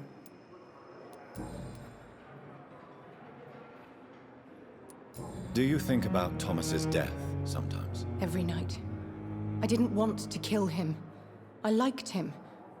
Now people will hunt me down. You're safe as long as you stay in the hospital. No one will hunt you here, I promise. These walls will not protect me, Doctor. They will never forget the crime I've done. And nor will I. You didn't kill Thomas. It is time for you to open your eyes and see the reality of your condition. You are right, Dr. Reed. I have to face what I have done. And what I am. Alas, I can't change that, can I? I am what I am. For eternity. You're no murderer, trust me. Only a fool would believe otherwise. How long before other mortals start hunting me? As always, blood is the only price for blood.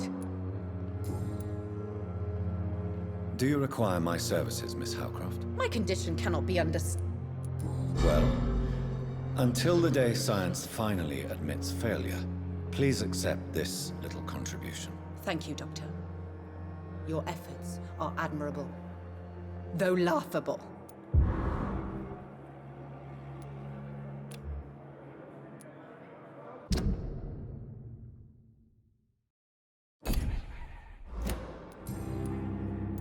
Judging by the look in your eyes, there is something you want to ask me, Miss Howcroft. Listen to my voice, Jonathan. You can't refuse to answer my questions. Speak now. Tell me about you and that fancy red-headed lady. You mean Lady Ashbury? What about her? Don't resist me. Answer now, Doctor. What's really going on between you two? I love her. I love her dearly. It's that simple. Now, Jonathan, I want you to forget we had this little conversation. You can get back to what you were doing. And what exactly have you learned about me? You're cold, Doctor. As cold as those steel blades you surgeons wield so nimbly. Sometimes, I wonder if you have any feelings at all. That's quite a statement, Miss Howcroft. But there is more, isn't there? Your interest for my condition. Your subtle innuendos. Are we the same, Doctor? No. I'm worse than you, Thelma. We both pretend to be something we're not. But my deceptions are far more malignant. For once I sense real honesty in your voice, Dr. Reed. Somehow that frightens me. Tell me, Thelma, what do you really know about vampires? I saw one and he saw me. I watched him hunt and kill. I saw his terrible wounds heal as his victim died. And then I knew I was saved. You mean you actually saw a vampire? Here in London? Yes. And it has been the answer to my pain. I must drink and kill to regenerate my decaying body. I am a vampire too.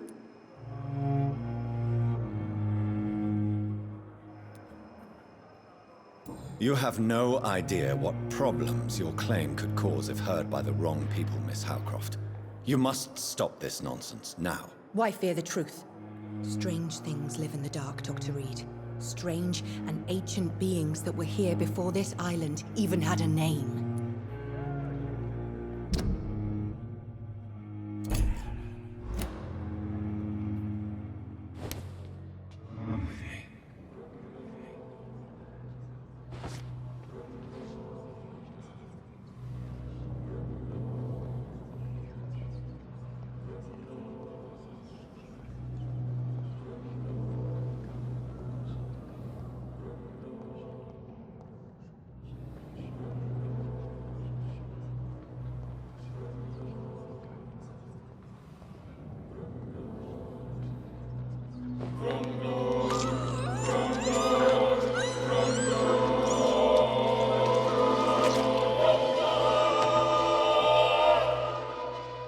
Beware, child of the night, for I shall come back and have my vengeance.